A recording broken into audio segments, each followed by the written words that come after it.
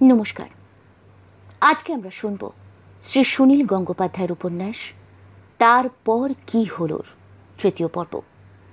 গল্প শুরু করার আগে আপনাদের সকলের কাছে আমার বিনীত অনুরোধ, যদি গল্পটা শুনে ভালো লাগে অবশ্যই এই ভিডিওতে একটা লাইক দিয়ে যেতে ভুলবেন না।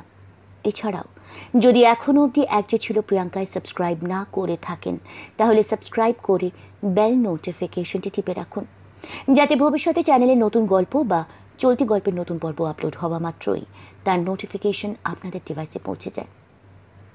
এক যে ছিল প্রিয়াঙ্কার সঙ্গে আছি থাকবো মেম্বারশিপ ক্লাবের কথা ভুলবেন না। এই ক্লাবের মেম্বাররা পাচ্ছেন সপ্তাহে একটি করে অতিরিক্ত গল্প।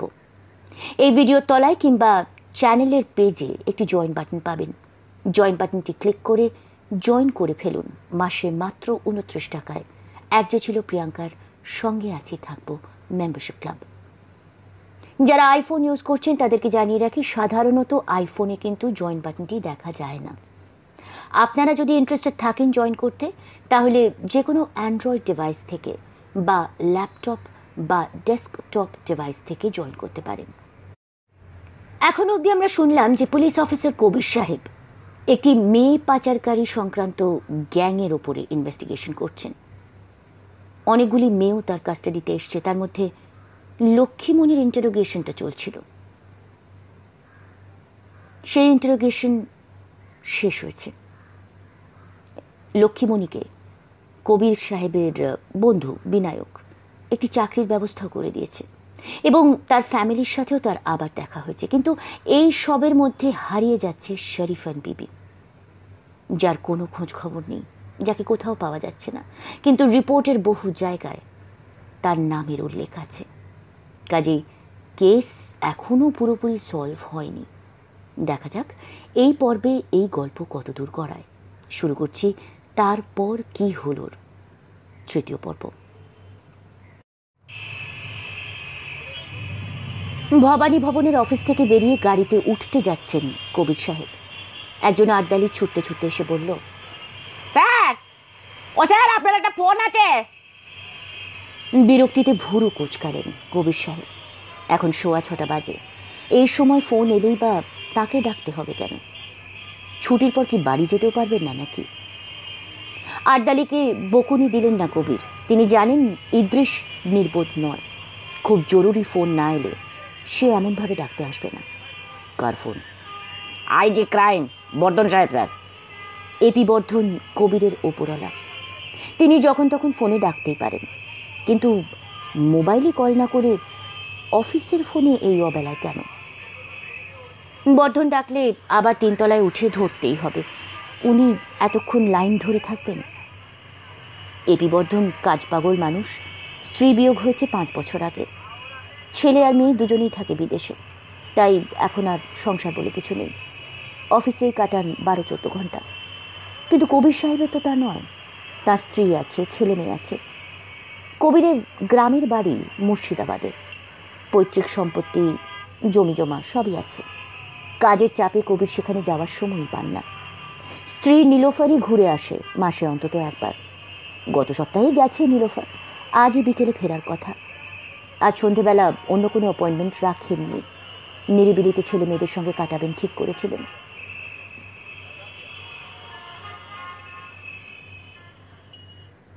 তিনতলায় এসে দেখলেন তার টেবিলের ওপর ল্যান্ডফোনের রিসিভারটা পড়ে আছে, কিন্তু লাইন কেটে গেছে। সেটাই স্বাভাবিক। বর্ধন সাহেব কি এতক্ষণ ফোন ধরে থাকবেন নাকি? কন্ট্রোল রুমকে তিনি বললেন আবার যোগাযোগ করতে।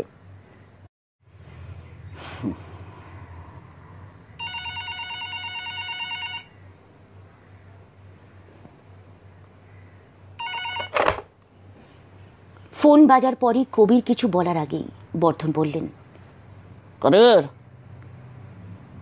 দুপায়ের গোড়ালি ঠোকাঠুকি করে স্যালুট দেওয়ার ভঙ্গিতে কবির বললেন, স্যার। শোনো কবির, আমার মোবাইল ফোনটা চলে গেছে, বুঝলে? কবির কয়েক মুহূর্তের জন্য বিস্ময় বিরল হয়ে গেলেন। এই জন্য তাকে অফিসের বাইরে থেকে ডেকে আনা হলো, এত তুচ্ছ কারণে? দুপুরের পর থেকে সেটাকে খুঁজে পাচ্ছি না। আরে আজকাল চোর ডাকাতদের কত সাহস বেড়েছে বলো তো, পুলিশের জিনিস চুরি করে। ওই ফোনে আমার কত ফোন নাম্বার, কত জরুরি বিষয় লোড করা আছে। হারিয়ে ফেললে চলবে না, সেটা খুঁজে বার করতে হবে। এপাশে কবিরের বিস্ময় কাটছে না। বর্ধনের মোবাইল খুঁজে বার করার দায়িত্ব তাকে নিতে হবে নাকি? এ তো অদ্ভুত কথা। কবির আমতা আমতা করে বললেন, কোথায় কখন চুরি হলো স্যার? তা কে জানে, জানলে তো এতক্ষণ চোর ধরেই ফেলতাম। স্যার, একটা কাজ করা যায়, কোম্পানিকে বলে সিম কার্ডটা যদি অচল করে দেওয়া যায় তাহলে। ওসব কি আমি জানি না নাচো, সবই করা হচ্ছে। তাহলে আমাকে কি করতে হবে স্যার? কিচ্ছু না। ও হ্যাঁ, কাজ আছে তো বটেই। তুমি অফিসে আর কতক্ষণ আছো? আমি তো কাজ শেষ করে বেরিয়ে পড়েছিলাম স্যার, তবে আপনি যদি থাকতে বলেন আরও থাকবো। হ্যাঁ, বসে দেখো, ফাইলপত্র দেখো, কাজের কি আর শেষ আছে? তোমার কাছে একজনকে পাঠাচ্ছি একটু বাদে। কে স্যার? সেটা গেলেই বুঝতে পারবে। কবির, তোমার নামে কিন্তু গুরুতর অভিযোগ আছে। স্যার, আমার নামে? ইয়েস, তুমি একজন আসামিকে কোনো শাস্তি না দিয়ে ছেড়ে দিয়েছো, চার্জশিট দাওনি। কোন আসামি স্যার? কবে? নাম দাও আমি জানি না, কবে টবে দাও আমার মনে নেই। যে তোমার কাছে যাবে সেসব বলবে। এরপরেই হেসে উঠলেন বর্ধন। কেমন সাসপেন্স রাখলাম বলো? যে যাচ্ছে তার নাম বলিনি। কোনো আসামিকে ছেড়ে দিয়েছো সে নামও জানালাম না, কিন্তু অভিযোগটা সত্যি। এখন বসে বসে আকাশ পাতাল ভাবো। বর্ধনের এই স্বভাবটা জানেন কবির। অনেক সময় পুরো ব্যাপারটা খুলে বলেন না, হেঁয়ালি করতে ভালোবাসেন। এমনিতে বুড়ো বেশ পছন্দই করেন কবিকে। বৌমা ছেলেমেয়েরা সব ভালো আছে তো? জি স্যার। নীলু ছেলে মেয়েদের নিয়ে বহরমপুরে গিয়েছিল, আজ সন্ধেবেলা ফেরার কথা। আজ সন্ধ্যেবেলা ফিরবে? তারপর কি বউ বাচ্চাদের নিয়ে বাইরের কোনো রেস্তোরাঁয় খেতে যাওয়ার প্ল্যান করেছিল নাকি? না, মানে ঠিক সেরকম কোনো প্ল্যান করিনি, তবে। সেগুলো বালি, আজ আর তোমার কোথাও যাওয়া হবে না। বৌমাকে খবর দিয়ে দাও। নীলোফার যদি রাগারাগি করে বলবে পুলিশের কাজে কি সময়ের কোনো ঠিক ঠিকানা থাকে নাকি? 24 ঘন্টার ডিউটি। আমার নামে একটা ছোট্ট করে গালাগালি দিও, খুব খারাপ কিছু দিও না। ওই হারামজাদা টারামজাদা বলতে পারো, বলবে হারামজাদা বর্ধনটা তোমাকে ফাঁসিয়ে দিয়েছে, তার জন্য তাড়াতাড়ি ফিরতে পারছো না। স্যার, আপনার নামে এরকম কিছু বললে নীলু বেশি রাগ করবে, সে ভাববে আমি বানিয়ে বলছি। ঠিক আছে, গুড লাক। কাল সকালে আমায় খবর দিও। Yes sir. ফোন ছেড়ে দেওয়ার পর কবিরের ভুরুটা কুঁচকেই রইল। কোনো আসামিকে ছেড়ে দিয়েছে? কে? এরকম অভিযোগ তার নামে কেউ কখনো দেয়নি তো। এখন কতক্ষণ বসে থাকতে হবে কে জানে। বাড়িতে এক্ষুনি ফোন করার দরকার নেই, আগে দেখা যাক কে আসে, সে কি বলে। কবির অফিসে বসে থাকলে তার আড্ডালি ইদ্রিস আর পিএ সুবিমলেরও ছুটি নেই, এটাই রীতি। ইদ্রিসকে ডেকে তিনি এক কাপ চা আনালেন। ফাইল তো জমে থাকেই সবসময়, এখন আর ফাইল দেখতে ইচ্ছে করছে না। সুবিমল নোটবুক আর কলম নিয়ে এসে দাঁড়ালো। কি ব্যাপার, তোমাকে ডাকিনি তো? আপনি বেরিয়েও ফিরে এলেন স্যার, তাই ভাবলাম জরুরি কোনো কাজ আছে। আরে না না, একজন দেখা করতে আসবে। আপনার কোনো বন্ধু স্যার?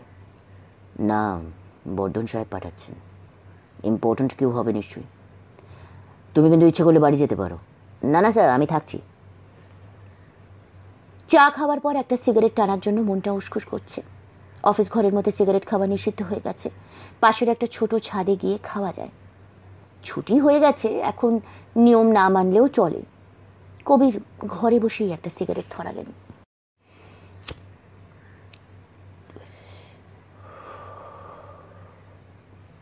সুবিমল এখনো দাঁড়িয়ে। স্যার, ওই ডাক্তারের মার্ডার কেসটা, ওসব কথা এখন থাক। তুমি এখনই যদি বাড়ি যেতে না চাও, তুমি তো গল্পের বই পড়তে ভালোবাসো, যাও নিজের জায়গায় গিয়ে বই টই পড়ো।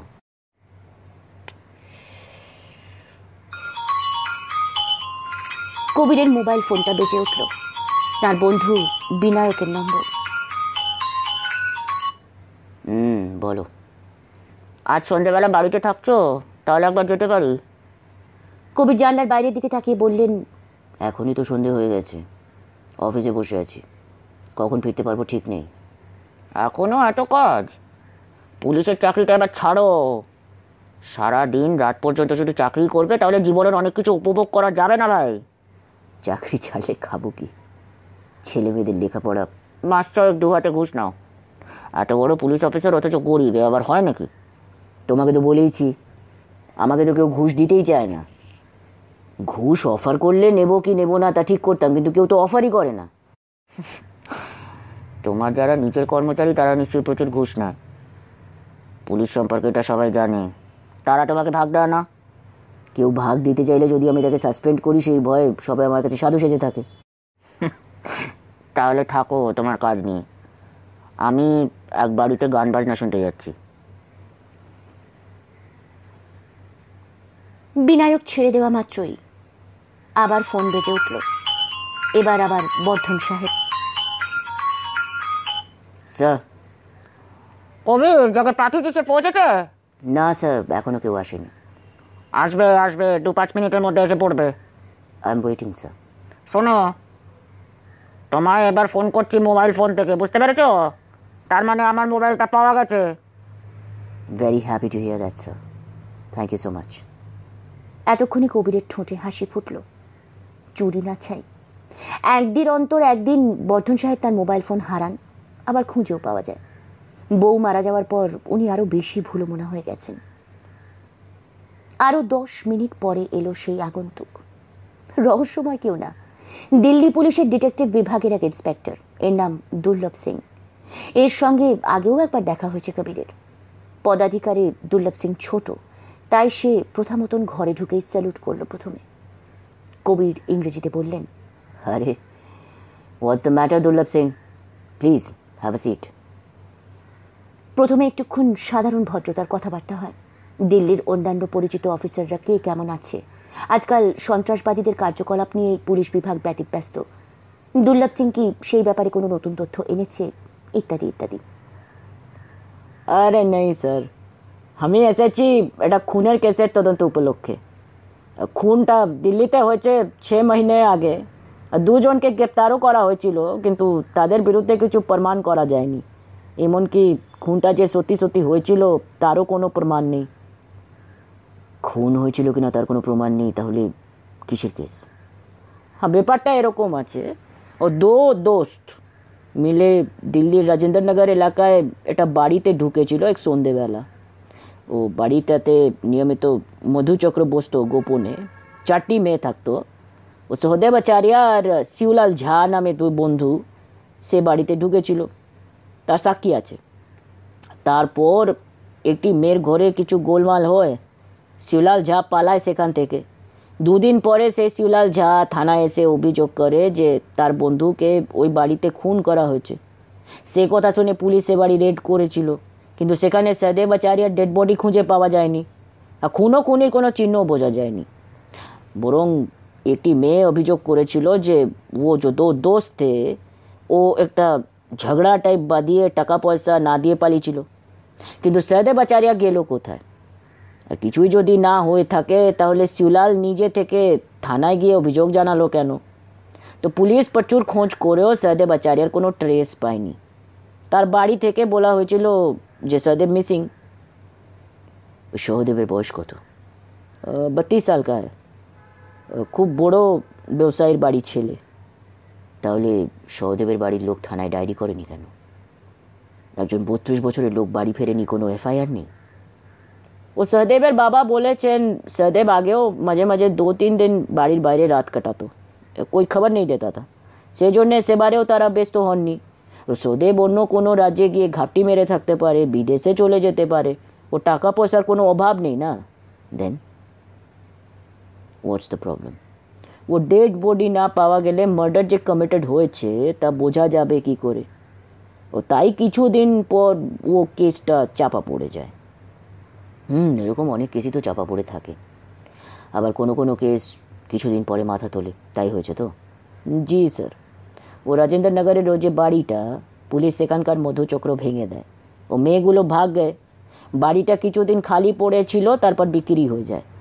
এখন ও সব বাড়ি ভেঙে মাল্টি স্টোরিড বিল্ডিং হয়। বাড়িটা বেশ সুন্দর, 3 তলা, সামনে একটু বাগান, গোটা 3 সার্ভেন্ট কোয়ার্টার। প্রমোটার এসে পুরো বাড়িটারই সব ইট খসিয়ে ফেলে। তো সার্ভেন্ট কোয়ার্টারগুলো ভাঙতে গিয়ে দেখা গেল একটা ঘরের মেঝেতে একটা ডেড বডি পোঁতা আছে। বহুত পুরানা নেই। পুলিশের চাকরিতে এরকম ঘটনা আরও শুনেছেন কবির। তাই খুব বেশি চমকিত না হয়ে বললেন, এটাই তাহলে সেই লোকটা, কি যেন নাম বললে? একেবারে পচা গলা অবস্থা, ও দেখে চেনার কোনো উপায় নেই। তবে সে ডেড বডির দাঁত পরীক্ষা করে নিশ্চিত প্রমাণ পাওয়া গেছে যে সে লোকটি সদেব আচার্য। তার শরীরে কোনো পোশাক ছিল না, বাঁ হাতে একটা লোহার বালা ছিল, সেটা খুলতে পারেনি ওরা। ও ডেড বডির মাথায় ছিল বড় বড় কাঁচের টুকরো, তাতেই বোঝা যায় ওই বোতল তোড়কে মারা গেছে उसको। কেসটা কি আবার রিওপেন করা হলো? জি স্যার, ও বড় লোকের বাড়ি ছেলের ব্যাপার আছে, তারা এ নিয়ে হইচই করতে চায় না, ও খবরের কাগজকে জানাতে চায় না। তবে খুনি কা সাজা হোনা চাইয়ে এটা ওরা চায়। খুনের সময়ও বাড়িতে যারা ছিল তারা সব কে কোথায় গেছে তার ঠিক নেই, খুঁজে পাওয়া মুশকিল আছে। পুলিশ তবুও একটা সোর্স থেকে খবর পেয়ে একটি মেয়েকে স্পট করলো। তার আগে যাই নাম থাক, এখন নাম গীতা চাওলা। তাকে দেখে খুব ভদ্র বাড়ির মেয়ে ছাড়া আর কিছু মনে হবে না। স্মার্ট, সফিস্টিকেটেড চেহারা, ব্যবহার, ফরফর করে ইংরেজি বলছে। এখন সে একটা লন্ড্রি শপ চালায় বসন্ত বিহারে। থানায় এনে তাকে জেরা করতেই প্রথমেই সে অবাক করে দিল। সে স্বীকার করলো যে হ্যাঁ, সে একসময় বেশ্যাবৃত্তি করতো, কারণ তার খুব টাকার দরকার ছিল। তো রাজেন্দ্রনগরের ওই বাড়িতেও সে ছিল কিছুদিন। হাতে বেশ কিছু টাকা পয়সা জমার পর সে স্বেচ্ছায় ও পেশা ছেড়ে দিয়েছে। ও রাজেন্দ্রনগরের ওই বাড়ি ছেড়ে চলে গেছে 1.5 বছর আগে। ও সদেব আচার্য কিংবা শিবলালকে সে চেনে না, কোনোদিন দেখেনি। ওই খুনের ঘটনাও সে বিন্দু বিসর্গ জানে না। রাজেন্দ্রনগরের ওই বাড়ি যে সে আগেই ছেড়েছে তার প্রমাণও দিল। ও বসন্ত বিহারে এক ফ্ল্যাট ভাড়া নিয়েছে 1.5 বছর আগে, তখন থেকে সে ওই দোকান চালাচ্ছে। আপনি তো জানেন স্যার এসব মেয়েদের, এরা আগে থেকে সব আট ঘাট বেঁধে রাখে। ও পুলিশ से नहीं डरते। এরা বেশ্যাবৃত্তি করছে, লজ্জা শরমের কোনো ব্যাপার নেই। অনেক জেরা করেও তাকে মোচকানো গেল না। এরা কিছুটা সত্যি কিছুটা মিথ্যে বলে, সেটাই তো বেশি বিপজ্জনক। মেয়েটি ও বাড়িতে ছিল তা স্বীকার করে নিল, কিন্তু খুনের সময় ছিল কিনা তা প্রমাণ করা যাবে না। স্যার, একটা শুধু হিন্ট ওর কাছে পাওয়া গেল। ও বাড়ির একটা ম্যাপ দেখিয়ে ওকে জিজ্ঞেস করা হলো কোন ঘরে থাকতো। যে সার্ভেন্ট কোয়ার্টারের মেঝের তলায় ডেড বডি পাওয়া গেছে সেই ঘরে যে থাকতো তার নাম কি? গীতা বলেছিল তার সময় ওই ঘরে থাকতো শরীফান বিবি নামে একজন মেড সার্ভেন্ট। ঘটনার সময়ও সেই শরীফান বিবি ছিল কি না তা অবশ্য সে জানে না। আচ্ছা দুর্লভ সিং, তোমাকে একটা কথা জিজ্ঞেস করি। খুনের অভিযোগ শোনার পরই পুলিশ যখন ওই বাড়ি সার্চ করে তখন সার্ভেন্ট কোয়ার্টারগুলো দেখোনি? হ্যাঁ দেখেছিল স্যার, প্রত্যেকটা ঘর ভালো করে দেখেছিল। মেঝেটা খুঁড়ে যদি একটা বডি পুঁতে দেয়, তারপর গর্ত বুঝিয়ে সিমেন্ট করে দিলেও তো কিছুটা কাঁচা থাকবে নাকি? নতুন সিমেন্ট বলে বোঝা যাবে। তোমাদের তাতে সন্দেহ হয়নি? ও সার্চ পার্টিতে मैं নেই তা স্যার, ও নিখিল মিশ্রা একটা টিম নিয়ে গিয়েছিল। তাকে আমি জিজ্ঞেস করেছি, সে বলেছে ওই ঘরে ঢোকার পর দেখেছিল একজন মেড সার্ভেন্ট খাটিয়া পেতে শুয়ে জ্বরে কোঁকাচ্ছে। তো কেউ একজন বলেছিল মেয়েটির চিকেন পক্স হয়েছে, তাই শুনে নিখিল আর সেখানে বেশিক্ষণ থাকেনি। এই জন্য অবশ্য তাকে খুব একটা দোষ দেওয়া যায় না স্যার। তার মানে ওই মেড সার্ভেন্টটি অভিনয় করেছে। এরা পারেও বটে। ওয়েল, কবির এবার একটা সিগারেট ধরালেন, চেয়ে রইলেন দুর্লভের চোখের দিকে। দুর্লভও চেয়ে রইল সোজাসুজি।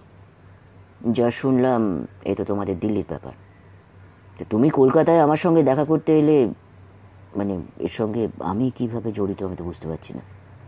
আমি একটা ইনকোয়ারির জন্য এসেছি স্যার, মেরা গলতি ভি হো সকতা হ্যায়, সেই জন্যে আমি আগে থেকে ক্ষমা চেয়ে রাখছি। আমি অসময় এসে বিরক্ত করছি আপনাকে, আই নো স্যার। না না ঠিক আছে, ইউ ডুইং ইউর ডিউটি। বলো কি ব্যাপার? ও মেড সার্ভেন্টটির নাম শরীফান বিবি, ও বাঙালি আছেন, আমাদের রেকর্ড বলছে। ও একটা মেয়ে পাচার চক্র দিল্লি পুলিশ ধরে ফেলে। সে মেয়েদের মধ্যে বেশ কয়েকজন বাঙালি ছিল, তাদের পাঠিয়ে দেওয়া হয় কলকাতায়। আপনি তাদের জবানবন্দি নিয়েছিলেন, তো তাদের মধ্যে ও শরীফান বিবিও ছিল। আপনি স্যার তাকে কোর্টে প্রডিউস করেননি, গভর্নমেন্টের কোনো পারমিশনও নেননি, তাকে বেকসুর ছেড়ে দিয়েছিলেন। কিন্তু এখন ওই শরীফান বিবির ওয়ারঅ্যাবাউটস হামকো চাইয়ে স্যার। কথায় কথায় অনেকটা সময় কেটে গেছে, প্রায় 9:45 বাজে। নীলু তো এখনো ফোন করলো না। বাড়ি পৌঁছেছে নাকি? ভেতরে ভেতরে অস্থির বোধ করলেন কবির। শরীফান বিবি। একগুচ্ছ উদ্ধার পাওয়া মেয়ের জবানবন্দি তিনি নিয়েছিলেন 5-6 মাস আগে। তাদের মধ্যে শরীফান বিবি বলে কেউ ছিল, মনে নেই, মনে রাখা সম্ভব নয়। হঠাৎ উত্তেজিত হয়ে উঠে কবির বললেন, তুমি কি বলতে চাও দুর্লভ সিং? একটি মেয়ের নামে মার্ডার চার্জ আছে, তবু তাকে আমি ছেড়ে দিয়েছি কোনো রেকর্ড না রেখে। এটা তো আমার সার্ভিসের পক্ষে কলঙ্ক। ওকে আমি ছেড়ে দিয়েছি সে মুসলমান বলে নাকি? আরে ইয়ে ক্যা বল রে আপ স্যার, এরকম কথা আমার গুনাহ করে মনে আসেনি। আপনি যখন তাকে ছেড়ে দেন তখন তার নামে মার্ডার চার্জ ছিল না, কোনো চার্জ ছিল না। আপনি তাকে ছেড়ে দিয়ে আপনি সही किया है স্যার। আমি শুধু বলতে এসেছি ও শরীফান বিবিকে খুঁজে বার করা আমাদের পক্ষে খুব দরকার, সেই জন্য আপনার হেল্প চাই স্যার। হঠাৎ হঠাৎ উত্তেজিত হয়ে ওঠা কবিরের একটা বাজে স্বভাব, এই জন্য তিনি নিজেই লজ্জা পেয়ে গেলেন। এবার তিনি বুঝতে পারলেন বর্ধন সাহেবের দুষ্টুমিটা। কবিরকে তিনি এইভাবে খ্যাপাতেই চেয়েছিলেন। নিজেকে সংযত করে কবির বললেন, অফকোর্স তোমাকে আমরা সব রকমভাবে সাহায্য করব, just wait a minute. Bell টিপলেন কবির। ইদ্রিস এসে উঁকি মারতেই বললেন, সুবিমল বাবুকে বোলাও। সুবিমলও এসে গেল সঙ্গে সঙ্গে। সুবিমল, ইনি দুর্লভ সিং, দিল্লি থেকে এসেছেন, কিছু জরুরি কথা আছে, তুমি বসো। বড় অফিসারের সামনে সুবিমল কখনো বসে না। কবির প্রত্যেকবারই তাকে বসতে বলেন, তবু সে দাঁড়িয়ে থাকে। সুবিমল, তোমার মনে আছে কয়েক মাস আগে মেয়ে পাচারকারীদের হাত থেকে উদ্ধার করা কয়েকটি মেয়ের কেস হিস্ট্রি আমরা রেকর্ড করেছিলাম? হ্যাঁ, মনে আছে স্যার। ওদের মধ্যে শরীফান বিবি বলে কেউ ছিল? ফাইলে দেখো তো। ফাইল দেখতে হবে না স্যার, আমার মনে আছে ওই নামে কেউ ছিল না। ছিল না? না স্যার। কবির এবার দুর্লভের দিকে ফিরে জ্বলন্ত চোখে বললেন, দেখলে, there was no Sharifan Bibi. You've got some wrong information. And there ends the matter. দুর্লভ কোনো কথা বলল না। স্যার, আমি আরেকটু বলতে পারি? সেই সময় শরীফান বিবির নাম উঠেছিল কয়েকবার। ওই লক্ষ্মীমণি পাড়ুই নামে আরেকটি মেয়ের সঙ্গে তার নাম গুলিয়ে ফেলা হচ্ছিল কয়েকবার। লক্ষ্মীমণি আর শরীফান বিবি, এদের দুজনেরই বাড়ি পাশাপাশি গ্রামে। It was a question of mistaken identity sir. আমাদের রেকর্ডে স্পষ্ট করা আছে যে শরীফান বিবি আগেই মারা গেছে, তবু লক্ষ্মীমণিকেই কয়েকবার শরীফান বিবি বলা হয়েছে। শরীফান বিবি মারা গেছে? Are you sure? রেকর্ডে তো তাই রয়েছে স্যার। ড্যাম ইট, তাহলে তো আবার গভীর গড্ডায় পড়া গেল, আর তো কোনো লিড রইল না। স্যার, এই লক্ষ্মীমণির কেসটা কিন্তু খুব পিকিউলিয়ার। তার সঙ্গে কথা বলার সময় দু একবার শরীফান বিবির নাম এসেছে, তখন সে বলেছে না না আমি শরীফান নই। যদিও তার বয়ানে শেষের দিকে দিল্লির রাজেন্দ্রনগরের ওই বাড়ির খুনোখুনির উল্লেখ আছে। এমনও হতে পারে ওই সময় লক্ষ্মীমণিকেই অনেকে মনে করতো শরীফান, সেই থাকতো ওই ঘরটায়। অন্য দুজন একেবারে চুপ। সুবিমল অন্যদিকে তাকালো। সুবিমল কয়েক মুহূর্ত পরে কবিরের দিকে চেয়ে বলল, স্যার, আপনার মনে নেই আপনার বন্ধু ওই ফেমাস রাইটার বিনায়কবাবুও তখন উপস্থিত ছিলেন? লক্ষ্মীমণির স্টেটমেন্ট আমি রেকর্ড করে রেখেছি। কবিরের ইচ্ছে করলো সুবিমলের গালে ঠাস ঠাস করে দুটো চড় মারতে। সুবিমল যা বলছে তা মিথ্যে নয়, কিন্তু এইসব কথা দুর্লভের সামনে বলার কি দরকার ছিল? হ্যাঁ, কবিরের সব মনে পড়ে গেছে। লক্ষ্মীমণির মুখটাও তিনি দেখতে পাচ্ছেন।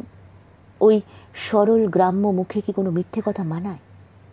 আবার নিজের অভিজ্ঞতাতেও তিনি বুঝেছেন অনেক মেয়েই বেশ ভালো অভিনয় করতে পারে। শহরের মেয়েদের তুলনায় গ্রামের মেয়েরাও কম যায় না। স্যার, ও লক্ষ্মীমণিকে কি ট্রেস করা যাবে? তার সঙ্গে একটু কথা বলতে পারলে ভালো হতো। লক্ষ্মীমণি কোথায় আছে তা কবির জানেন। সব নিয়ম কানুন না মেনেই তিনি একদিন লক্ষ্মীমণিকে পুলিশের হেফাজত থেকে বার করে দিয়েছিলেন। ভেবেছিলেন এ নিয়ে কোনোদিন কোনো প্রশ্ন উঠবে না। হাত ঘড়ির দিকে তাকিয়ে কবির বললেন, দুর্লভ, আজ অনেক রাত হয়ে গেছে। উই শিল কন্টিনিউ দিস ডিসকাশন টুমরো। তুমি কাল সকালে আমার ফ্ল্যাটে চলে এসো, ওকে? Yes sir.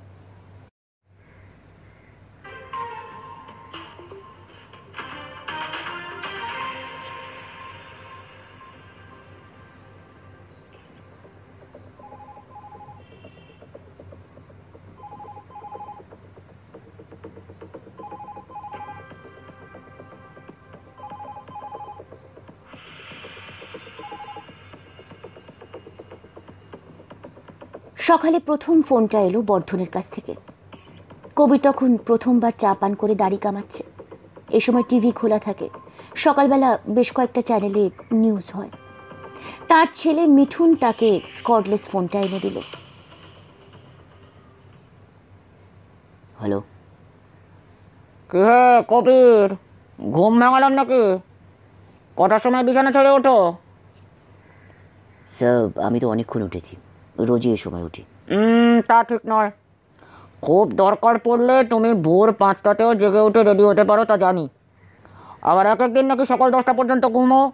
রোদ্দুর উঠে গেলে টাকি টাকি ডাকে, গাড়ি ঘোড়ার ট্যাপও শুরু হয়ে যায়, তারপরেও মানুষ কী করে ঘুমোতে পারে আমি বুঝতে পারি না। স্যার আমি বেলা 10টা পর্যন্ত কোনোদিনই ঘুমাই না, অফিস যেতে হয়তো। গত মাসের 7 তারিখে তুমি 10:30 পর্যন্ত ঘুমোওনি? হ্যাঁ, ও সেদিন মানে আগের রাত্রে আমি হোল নাইট জেগে গান শুনেছিলাম। আপনি সেই সকালটার কথা মনে করে রেখেছেন? শুধু গান শোনা নাকি 1 বোতল স্কচও শেষ করেছিলে? হ্যাঁ, আমি সব খবর রাখি মশাই। কাল বৌমার কাছে বকুনি খেয়েছো? খুব একটা বেশি নয়।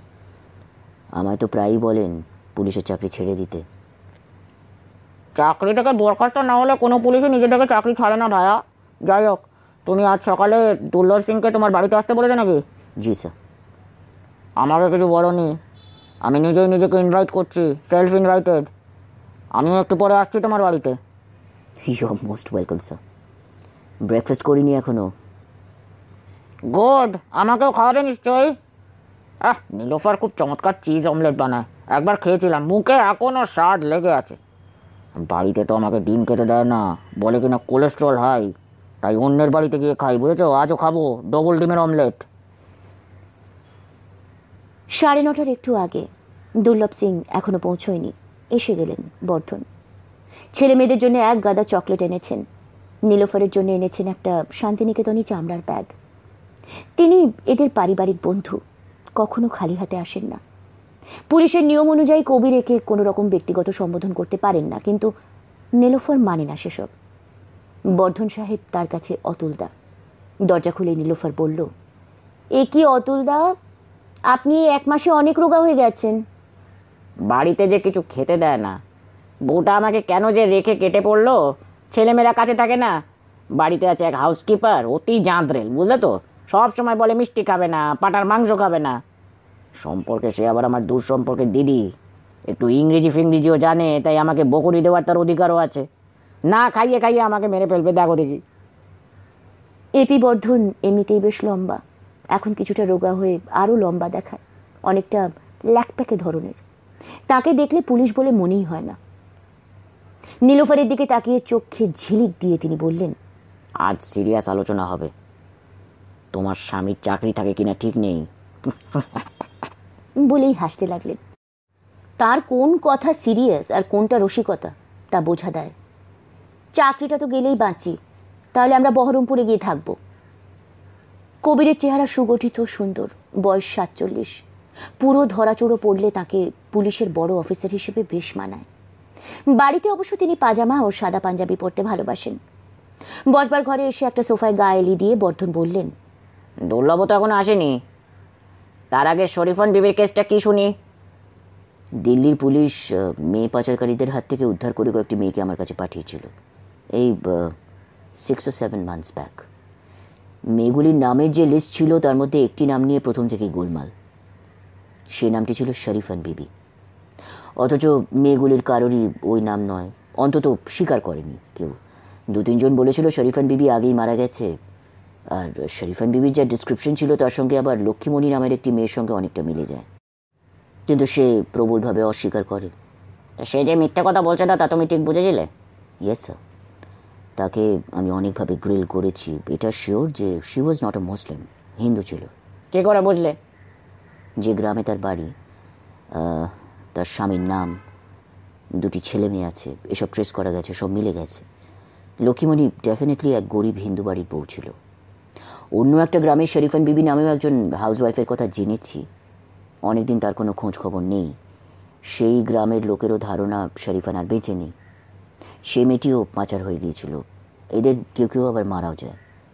লক্ষ্মীমণিও বার 2-1 মরতে মরতে বেঁচে গেছে।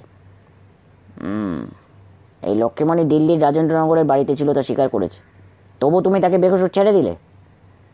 তার কাহিনী শুনলে আপনিও ছেড়ে দিতেন স্যার। আরে বাবা কবির সাহেব, আমি তোমার মতন অত দয়ার অবতার নই, বুঝেছো?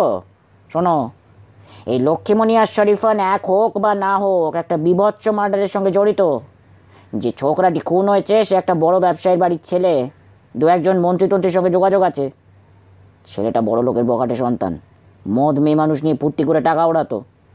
সে মরেছে, আপদ গেছে, কিন্তু খুনিকে তো শাস্তি দিতে হবে, সেটা তো পুলিশের ডিউটি। এবার আমাকে বলো এই লক্ষ্মীমণির কাহিনীটা কি? অবশ্য এসব গল্পই একরকমই হয়, গরিবের সংসার, আর কাঠিরা তককে তককে থাকে। কোনো মেয়ের একটু স্বাস্থ্য ভালো দেখলে তাকে ভাগিয়ে নিয়ে বিক্রি করে দেয়, কিছু তো চালান হয়ে যায় অন্য দেশে। না স্যার, এর কাহিনীটা একটু অন্যরকম। এই সময় দুর্লভ সিং এসে পড়ল, হাত জোর করে নমস্কার করে বলল, সরি, আমার একটু লেট হয়ে গেল, ট্রাফিক জ্যাম ছিল। আচ্ছা ঠিক আছে, বসো, চাটা আসছে। তার আগে আমরা ওই লক্ষ্মীমণি নামের মেয়েটির ব্যাকগ্রাউন্ড শুনে নিই। কবির, তুমি হিন্দিতে বা ইংরেজিতে বলো, না হলেও বুঝবে না। নেই স্যার, আমি কুচো বাংলা বুঝি। কুচো বুঝতে তো হবে না, পুলিশের কাছে পুরোপুরি বুঝতে হবে। নাও কবির, শুরু করো, আর সংক্ষেপে বলবে। লক্ষ্মীমণির স্বামী ছিল, ছেলে মেয়ে ছিল, কিন্তু প্রচণ্ড অভাব, ছেলে মেয়েদের খেতে দিতে পারে না, তাই আরকাঠিদের প্রলোভন ফাঁদে পা দিয়েছিল, তাই তো? তারপর? না স্যার, ঠিক তা নয়। ওদের সংসারে অত অভাব ছিল না, সারা বছর মোটামুটি খাওয়া পড়া জুটে যেত। একটা ছেলে স্কুলেও পড়তো। লক্ষ্মীমণি রথের মেলা দেখতে যাওয়ার পথে পাচারকারীরা তাকে ঘুমের ওষুধ খাইয়ে ধরে নিয়ে যায় ঠিকই, কিন্তু আসলে তার স্বামী ও শাশুড়ি বউটিকে আগেই বিক্রি করে দিয়েছিল ওদের কাছে। হ্যাঁ, গা ঝাড়া দিয়ে উঠে বসে বর্ধন। বিক্রি করে দিয়েছিল? মেয়ে পাচার করার মতো মেয়ে বিক্রি করাও তো ক্রিমিনাল অফেন্স। এটা জানার পরেও তুমি ওই শাশুড়ি আর স্বামীটিকে অ্যারেস্ট করোনি, ওয়াই? এজন্যেও তোমাকে চার্জশিট দেওয়া যেতে পারে। তা দিন, আসল ব্যাপার হচ্ছে ওই শাশুড়ি আর স্বামী টাকার লোভে বউটাকে বিক্রি করেনি। মানে বউটাকে পছন্দ হয়নি নাকি? সেও তো একই কথা। না স্যার, তাও নয়। শাশুড়ি আর স্বামী দুজনেই পরে কেঁদেছিল। স্বামীর একটা ছোট ভাই ছিল, তাকে সবাই ভালোবাসতো। ছেলেটির নাম বিরাজ। সে লেখাপড়া শিখে চাকরিও করতো, বিয়ে করেনি। সংসারটা বলতে গেলে প্রায় সেই চালাতো। এই বিরাজের ক্যান্সার ধরা পড়লো। ক্যান্সারের চিকিৎসায় কত খরচ তা আমরা সবাই জানি। আমাদের দেশে এই ধরনের পরিবারের কি ক্যান্সারের চিকিৎসা করার সামর্থ্য থাকে? অথচ বাঁচতে তো সবাই চায়। ওরা কিছু কিছু জমি জমা বিক্রি করে চিকিৎসা চালালো, তাতেও সুরাহা হলো না। ছেলেটি দুদিন ভালো থাকে, আবার শয্যাশায়ী হয়। কষ্টও পেয়েছে খুব। তখন ওদের হাতে বিক্রি করার মতন আর কিছু নেই, শুধু ওই লক্ষ্মীমণির শরীর ছাড়া। মরিয়া হয়ে সেই পথে নিয়েছিল ওরা। ছেলেটি কি শেষ পর্যন্ত বেঁচেছে? সেটাই তো বড় ট্র্যাজেডি, বাঁচেনি। আর ততদিনে লক্ষ্মীমণি অনেক দূরে, তার জীবনও নষ্ট হয়ে গেছে। এটাই তো আমাদের দেশের একটা বাস্তব ছবি স্যার। এই জন্যে কজনকে অ্যারেস্ট করবেন বলুন? তারপর লক্ষ্মীমণি বেশ কয়েকবার হাত বদল হয়ে, কয়েকবার মারা পড়তে পড়তেও শেষ পর্যন্ত দিল্লির রাজেন্দ্রনগরের ওই বাড়ি থেকে পালিয়ে নিজেই পুলিশের হাতে আশ্রয় চায়। পুলিশই তাকে উদ্ধার করে আমাদের কাছে পাঠিয়ে দেয়। দিল্লির পুলিশ এক্ষেত্রে খুব ভালো কাজ করেছে। Sir, I beg two differ sir, এর কাহিনী এখানে মিলছে না। আমাদের কাছে ক্লিয়ার রিপোর্ট আছে, সে মোটে স্বেচ্ছা ধরা দেয়নি।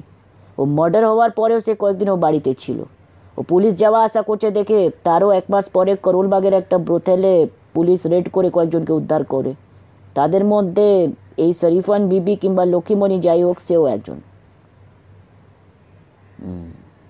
এই অংশটা সে আমার কাছে মিথ্যে বলেছে। এর আগের ঘটনাতেও সে কিছু কিছু মিথ্যে বলার চেষ্টা করেছিল। আরে মিথ্যা তো বলবেই। একটা মেয়ে খেতে পাবে না, বিক্রি হবে, বারবার রেপ্ট হবে, মার খাবে, অপমানের চূড়ান্ত হবে, তবু সে সবসময় সত্যকে আঁকড়ে ধরে রাখবে? মিথ্যে কিংবা ফ্যান্টাসি তৈরি করবেই। সত্যি নামটা শুধু ভদ্র সমাজের একচেটিয়া সম্পত্তি ভায়া, গরিবদের জন্য নয়। দুর্লভ আর কবির দুজনেই হেসে ফেললেন। কবির বললেন, আপনার এই কথাটা মানতে পারলাম না স্যার। সত্যি কথাটা মোটেই ভদ্র সমাজের একচেটিয়া সম্পত্তি নয়, বরং তারাই মিথ্যে কথাটা বলে বেশি। পলিটিশিয়ানদের দেখুন না, এমনকি আমরাও তো আমাদের বউয়ের কাছে। I suppose you are right. যাকে মরুক গে, এবার বলো, লক্ষ্মীমণি সম্পর্কে তদন্ত কমপ্লিট না করে, এমনকি আমাকেও কোনো রিপোর্ট না দিয়ে তুমি তাকে ছেড়ে দিলে কেন? স্যার, পুলিশের কাজ কি মানুষকে শাস্তি দেওয়া, মানুষকে বাঁচানো নয়। যদি তাকে ঠিক পথে ফেরানো যায়, বেঁচে থাকার নতুন করে সুযোগ দেওয়া যায়, পুলিশের সেটা কর্তব্য নয়? কাম অন, ওসব বড় বড় কথা আমাকে শোনাবার দরকার নেই। আমরা বিচারক নই, শুধু আইনের রক্ষক। And the law is blind. সাহেবদের দেশে দেখেছই তো, জাস্টিস নামে একটা মেয়ের মূর্তি আছে, তার চোখ বাঁধা। কাজে আমাদের কাছে বিচারের কথা বলো না, শুধু পদ্ধতির কথা বলো। ছেড়ে দিলে কেন তাকে? এই সময় অমলেট, টোস্ট, চা ইত্যাদি এসে গেল। খাওয়াও চলেছে। বর্ধনের প্রশ্নের উত্তর দেওয়ার আগে কবির কাতর চোখে তার দিকে তাকিয়ে বললেন, স্যার, চা পানের পর আর নিজেকে সামলাতে পারি না। আপনি পারমিশন দিলে একটা সিগারেট খেতে পারি? তুই সিগারেট খাবে? প্যাকেটটা দেখি। সেটা হাতে নিয়ে তিনি অনেকখানি ভুরু তুলে বললেন, তুমি একটা ডিআইজি র্যাঙ্কের পুলিশ অফিসার, তুমি এত বিশ্রী সস্তা সিগারেট খাও? লোকে দেখলে কি বলবে বলো তো? বলবে তুমি নিশ্চয়ই একটা ঘুষখোর, তাই এত গরিব সেজে থাকো। মাই ডিয়ার কবির সাহেব, পুলিশকে যে কতদিন থেকে কত রকম সমালোচনা সহ্য করতে হয় তা তুমি জানো না? কিছু পুলিশ তো আছেই যারা dishonest to the power of extreme. তাদের জন্য আমাদেরও অনেক বদনাম মাথা পেতে নিতে হয়। কাল থেকে ভালো সিগারেট খাবে। এখন দাও, আমাকেও একটা দাও। Shall we come to the point, sir? Durlabh বলল। আরে বাবা, ব্যস্ততার কিছু নেই। ধরে নাও এখানেই আজ আমাদের অফিস হচ্ছে, বুঝছো?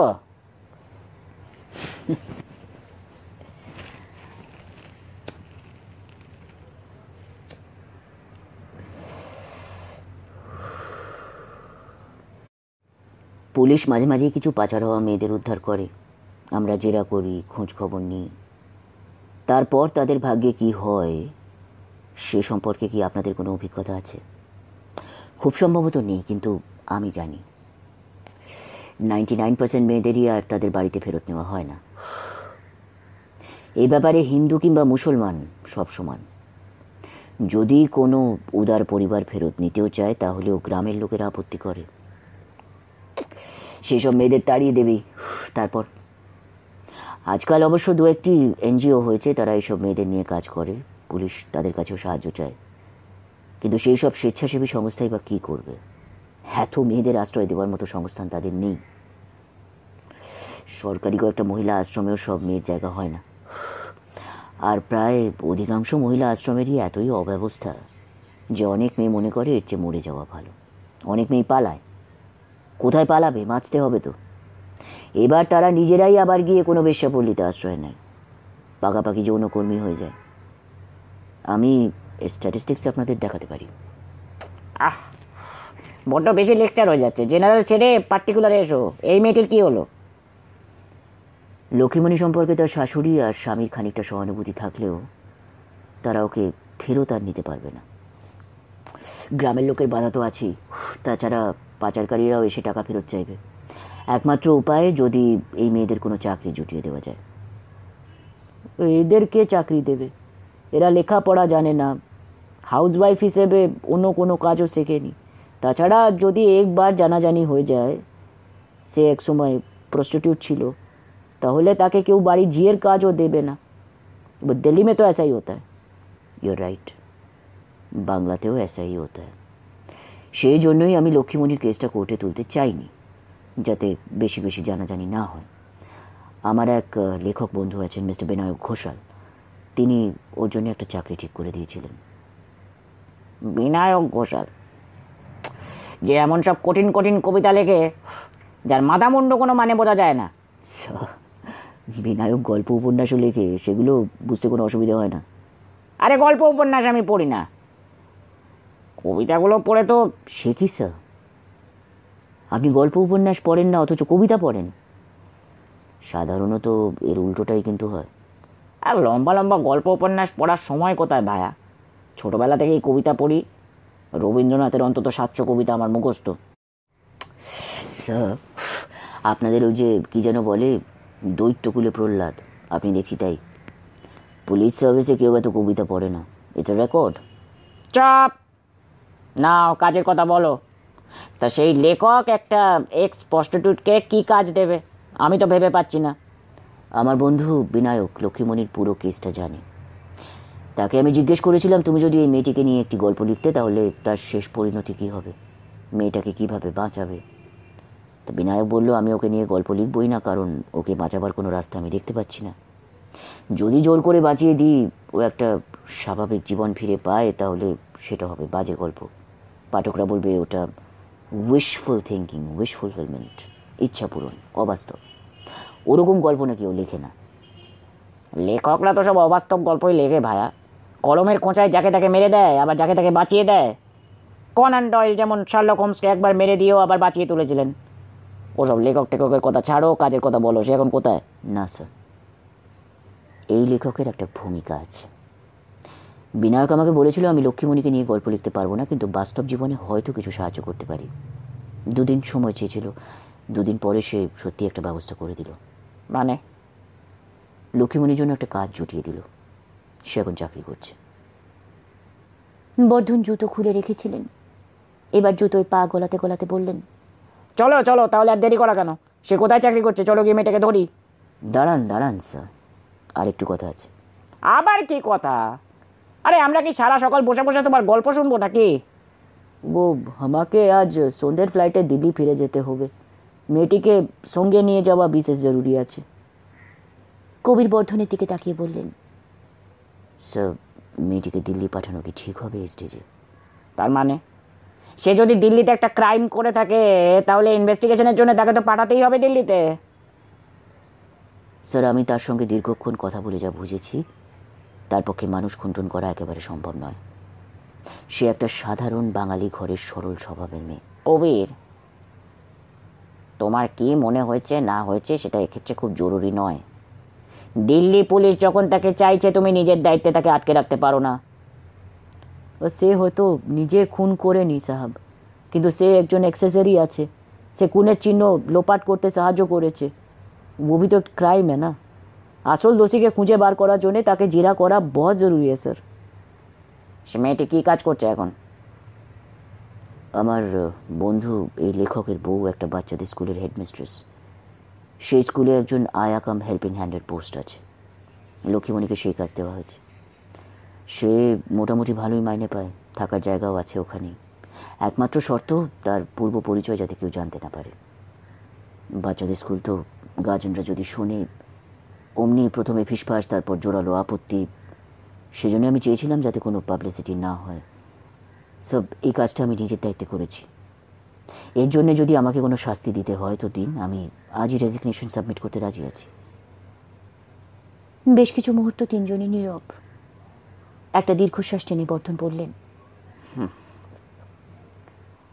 যাকে তোমার সম্পর্কে কি অ্যাকশন নেওয়া হবে সেটা পরের ব্যাপার। আপাতত ওই লক্ষ্মীমণি নাকি যেন, সেই মেয়েটিকে আমাদের চাই। এই খুনের কেসটার ব্যাপারে আমাদের জানতে হবে। তো সে কোথায় তুমি জানো নিশ্চয়ই? জানি অবশ্যই, কিন্তু সে কথা আপনাদের বলবো কিনা তা ভেবে উঠতে পারছি না। Humayun, this is too much. তুমি একটা মেয়েকে আইন টাইন না মেনে ছেড়ে দিয়েছো, এখন তুমি তার ওয়্যারঅ্যাবাউট জেনেও আমাদের বলতে চাইছো না। এটা কি মামাবাড়ির আবদার নাকি? পুলিশ হয়ে এটা কিরকম ব্যবহার তোমার? স্যার, আমি পুলিশ ঠিকই, কিন্তু আমি একজন মানুষও তো বটে। আপনারা তো শুনেছেন যে সে একটা বাচ্চাদের স্কুলে আয়ার কাজ করে। তার কাজের বেশ সুনামও হয়েছে, তার ছেলেমেয়েরাও আসে তার কাছে। এখন একগাদা পুলিশ গিয়ে যদি তাকে জিজ্ঞাসাবাদ শুরু করে তাহলেই তার পূর্ব পরিচয় জানাজানি হয়ে যাবে। তখন তার চাকরিটা রাখা মুশকিল হয়ে যাবে। সে একটা স্বাভাবিক জীবনযাপন করছে, আপনারা তাকে পাঠাবেন জেলে? মানুষকে সুস্থ জীবনে ফিরিয়ে দেওয়াই কি আমাদের কাজ নয়? তা বলে আইনের বাইরে তো আমরা যেতে পারি না। আইন অনুযায়ী সে যদি কোনো অপরাধ করে থাকে তাহলে তাকে তো শাস্তি পেতে হবে হুমায়ুন। মানবিক কারণে যদি তাকে ছেড়ে দিতে হয় সেটা পারেন শুধু বিচারক। We have no rights in this matter. আমাদের কোনো অধিকার নেই অ্যাজ পুলিশ হুমায়ুন।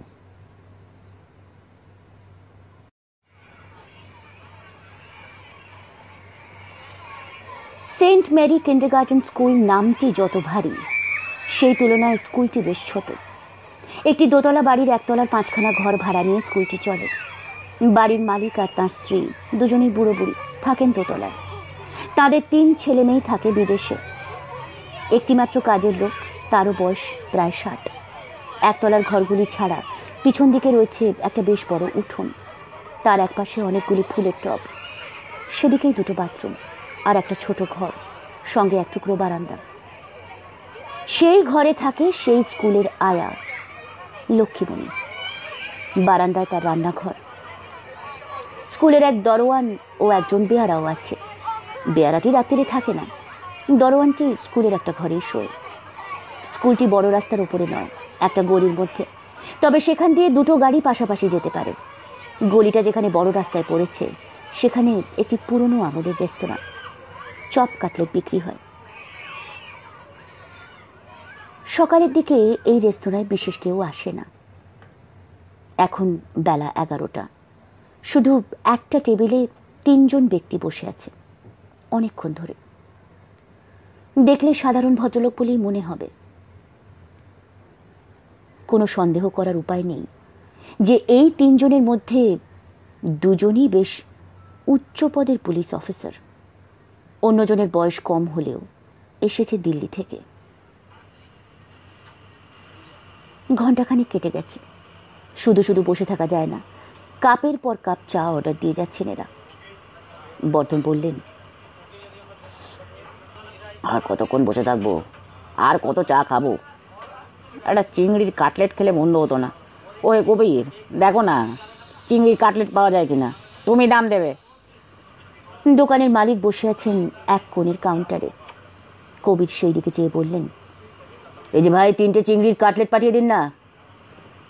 কাটলেট এখনো তৈরি হয়নি, কেক খাবেন? ওই কেকগুলো কতদিনের বাসিটা কে জানে। এত বেলাতেও চিংড়ির কাটলেট তৈরি হয় না। এই দোকান চালাবে কি করে? এই দোকান উঠে গিয়ে এখানে ওষুধের দোকান হলো বলে। কেন স্যার, ওষুধের দোকান কেন? অন্য কোনো দোকানও তো হতে পারে। আমি দেখেছি ওষুধের দোকানের কোনো মান নেই। যে পাড়াতেই খোলো ঠিক চলবে, সব সময় দোকানে ভিড়। সেই ছাত্র বয়সের পরে আর কখনো, সে কতকাল আগের কথা, আমাদের নর্থ ক্যালকাটায় এরকম অনেক চায়ের দোকান ছিল। এই স্কুলটার কখন ছুটি হবে? খুব সম্ভবত 12টায় স্যার। আরও 1 ঘন্টা এখানে বসে থাকতে হবে। স্যার, আপনার মতো একজন এত বড় অফিসার এই সামান্য একটা কেস নিয়ে মাথা ঘামাচ্ছেন, এ কথা শুনলেও তো কেউ বিশ্বাস করবে না। আপনি আর কেন বসে থাকবেন? যা করবার আমরা দুজনে ম্যানেজ করে নেব। কেন যে মাথা ঘামাচ্ছি তা আমি নিজেই জানি। মানবিকতা বনাম আইন। একটা অসহায় মেয়েকে সুস্থ জীবনে ফিরিয়ে দেওয়া কিংবা তাকে জেলে পাঠানো, সিদ্ধান্ত নেওয়া খুব কঠিন। তবে কি জানো, এখানে বসে থাকতে বেশ মজাও লাগছে, যেন ছেলেবেলায় ফিরে গেছি। যে কাজ সাধারণ একজন সাব ইন্সপেক্টরের করার কথা, সে কাজ নিয়ে বসে আছি আমরা 3 জন। মেয়েটি যদি দোষী না হয় তাহলেও তার জীবনটা নষ্ট করে দেওয়ার অধিকার কি আমাদের আছে বলো?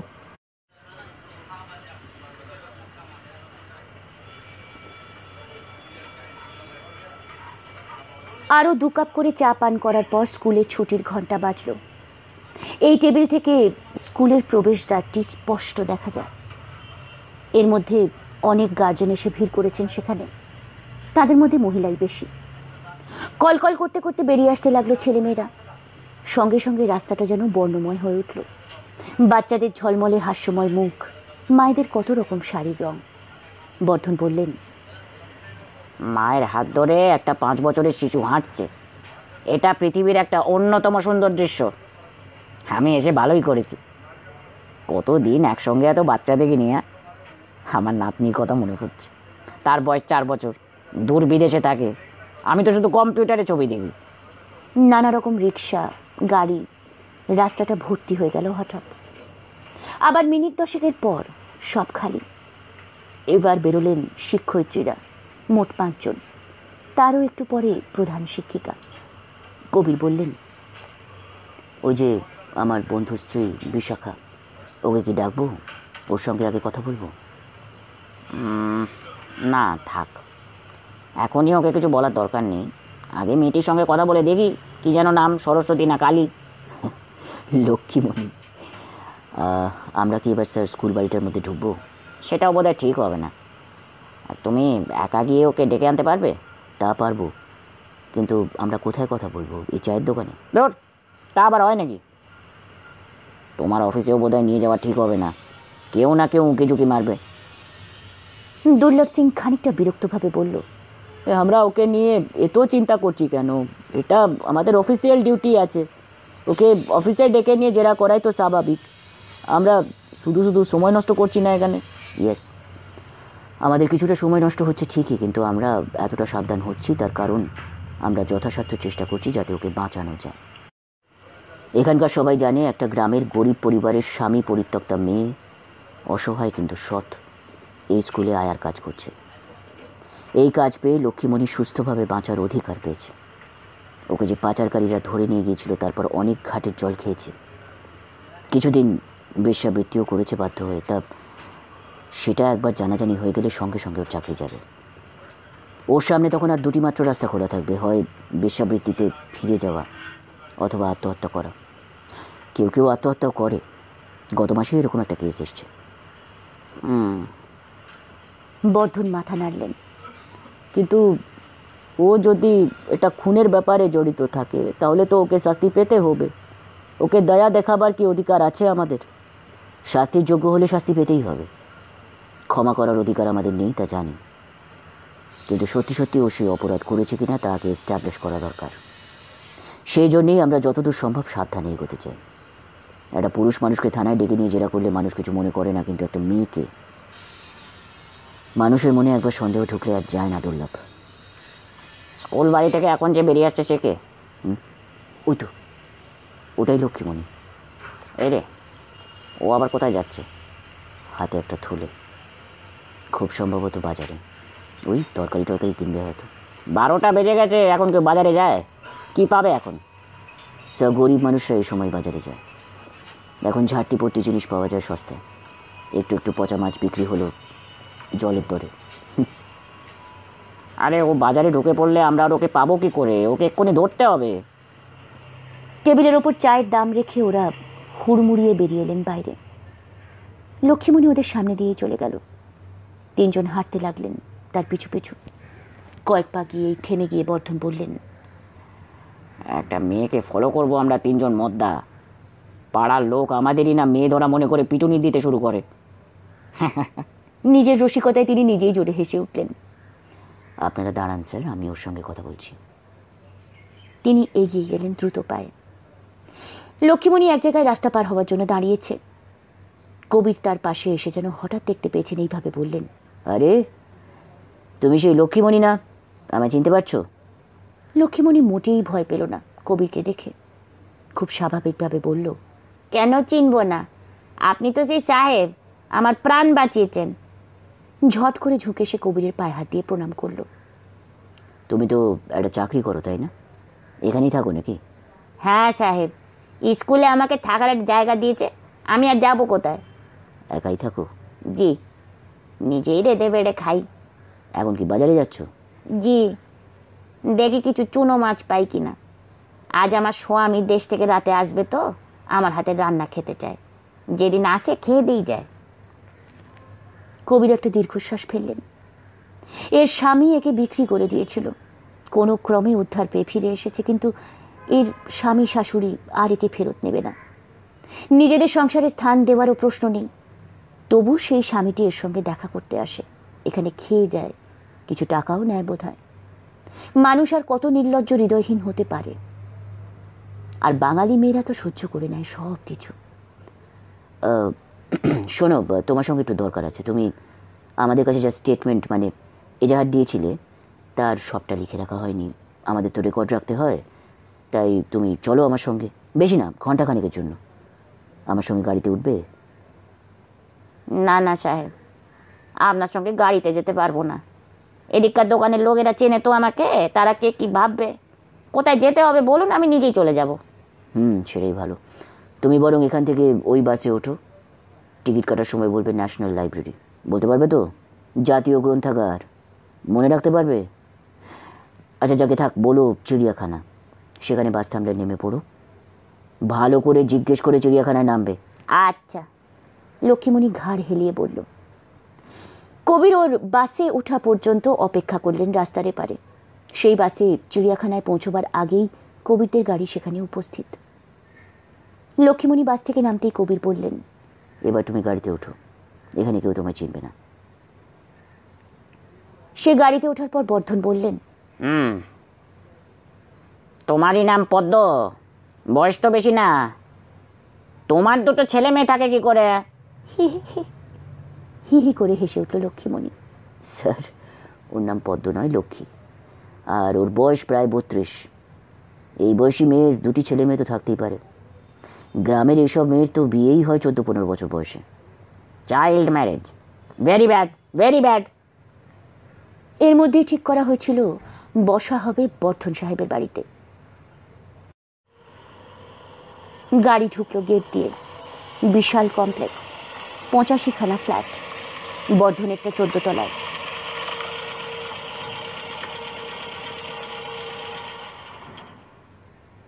লিফট দিয়ে উপরে উঠে আসার পর লক্ষ্মীমণি একেবারে থ। কোনো বাড়ির এত উঁচু তলায় সে কখনো আসেনি। জানলা দিয়ে বাইরের দিকে তাকিয়ে রইল। ওই যে দেখতে পাচ্ছ গঙ্গা, আর ওই সেতুটার নাম হচ্ছে বিদ্যাসাগর ব্রিজ। গঙ্গা নদী?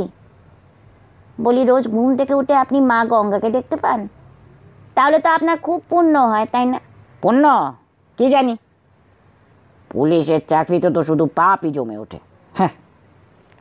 খাওয়ার ঘরে গোল টেবিলটাতে বসা হলো। লক্ষ্মীমণি কিছুতেই এত বড় বড় সাহেবদের সামনে চেয়ারে বসবে না, সে দাঁড়িয়েই থাকতে চায়। বর্ধন ধমক দিয়ে তাকে জোর করে বসালেন। সকাল থেকে চা খেয়ে আমাদের পেট ঢোল হয়ে গেছে, আর চা চলবে না।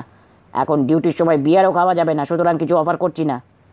স্যার, পেলে আমাদের কাজটা সেরে নেওয়া হোক। শোনো লক্ষ্মী, আমি তোমায় কয়েকটা প্রশ্ন জিজ্ঞেস করব, বাংলায় বলে তারপরে নাকি ইংরেজিতে বুঝিয়ে দেব। তোমার সঙ্গে যখন আমার শেষ কথা হয় তখন তুমি আমাকে দুটো একটা মিথ্যে কথা বলেছিলে, বলনি? সবাইকে অবাক করে দিয়ে, অস্বীকার না করে সঙ্গে সঙ্গে সে উত্তর দিল, তা বলেছি বোধহয়। কেন বলেছিলে? আমরা তো তোমার উপর কোনো জোর টোর করিনি। কি জানি কেন, মাঝে মাঝে মুখ দিয়ে এমনি বেরিয়ে আসে গো। তাছাড়া সব সত্যি কথা বললে অনেকে বিশ্বাস করে না। বর্ধন একাতে নিজের থুতনি ঘষতে ঘষতে বললেন, তা ঠিক, সত্যিটাই অনেক সময় বিশ্বাসযোগ্য মনে হয় না। Sometimes truth is stranger than fiction. তো কলকাতায় ফিরে আসার আগে তুমি দিল্লির রাজেন্দ্রনগরের একটা বাড়িতে ছিলে, তাই তো? হ্যাঁ বাবু, সেটা বেশ বড় বাড়ি, পাকা বাড়ি, রান্নাঘরের পাশে ফ্রিজ ছিল। সে বাড়ি ছাড়লে কেন? ওরে বাবারে, সে বাড়িতে একদিন যে একটা মানুষ খুন হলো, ভাবলেও এখন গায়ে কাঁটা দেয় গো। একজন বাবু আরেকজন বাবুকে গুলি করে খুন করলো। তারপর সে খুনি বাবুটা দুমদুম করে গুলি চালাতে চালাতে সিঁড়ি দিয়ে নেমে গেল। তাই দেখে ভয় তো আমি দৌড় লাগালাম, আমার সব জামা কাপড় সব জিনিসপত্র ফেলে। এটাও ঠিক নয়, সহদেবাচারিয়া গুলিতে খুন হয়নি, তার বডিতে কোনো বুলেট উন্ড ছিল না, মাথা ভর্তি কাঁচ। তুমি যে বাইজিটির কাছে কাজ করতে, তার ঘরেই খুন হয়েছিল। তুমি তখন ছিলে সে ঘরে? খুনটা নিজের চোখে দেখেছো? না না, আমি তো তখন ঘরের বাইরে গো, গুলির আওয়াজ শুনেছি। তারপর একটা বাবু বন্দুক হাতে বেরিয়ে এলো। সেই দুই বাবুর চেহারা তোমার মনে আছে? কেমন চেহারা ছিল? বাবুদের চেহারা যেমন হয়, সুন্দর মতন ফর্সা, একজনের মাথা ভর্তি চুল, অন্যজনের একটু একটু টাক। একজন সিল্কের পাঞ্জাবি পরা, হাতে একটা লোহার বালাগো, অন্যজন প্যান্টুলার জামা। যার হাতে লোহার বালা সেই তো খুন হলো নাকি? না না গো, অন্য বাবুটা। যার হাতে লোহার বালা সেই তো ঘর থেকে বেরিয়ে এসে গুলি চালাতে লাগলো। আমি তো তখন ভয়ে এক কোণে। রং রং রং এ গলত। ও সহদেবাচার্য, ওর হাতে তো বালা ছিল, খুন হয়েছে সে। ডেড বডিতেও সে লোহার বালা ছিল। তোমার ঠিক মনে আছে সিঁড়ি দিয়ে কে নেমে এসেছিল? স্পষ্ট মনে আছে বাবু, ঘরের মধ্যে অন্য লোকটা মরে পড়ে রইলো, আর এই লোকটা ধুতি আর কুর্তা পরা, ধুতি খুলে গেছে, ষাঁড়ের মতন চেঁচাতে চেঁচাতে সিঁড়ি দিয়ে নামছে গো। এই বাবুটাকে তো আগেও 2-3 বার দেখেছি ও বাড়িতে। সেই তো লোহার বালা পড়তো গো। একদিন ওই লোহার বালা দিয়ে সোডার বোতলে চিবি খুলেছিল। কবির এবার মুখ ফিরিয়ে দুর্লভকে জিজ্ঞেস করলেন, ডেড বডির পোশাক কি ছিল? ধोती कुर्ता था, हाथ में लोहार बाला। তাহলে অ্যাকর্ডিং টু লক্ষ্মী যে খুন হয়েছিল সে শিবলাল ঝা। কিন্তু শিবলাল তো খুন হয়নি, সে তো কয়েকদিন পরে নিজেই এসেছিল থানায়। খুন তো হয়েছিল একজন, সেটা শিওর। ডেড বডি পাওয়া গেছে, সময়টাও মিলে গেছে। সব কিছু যে গুলিয়ে যাচ্ছে। টেবিলের ওপর রাখা একটা কাঁচের জার থেকে তিনি একটা গিলাসে জল ঢালতে গেলেন। জল ভর্তি ভারী জারটা তিনি ধরে রাখতে পারলেন না।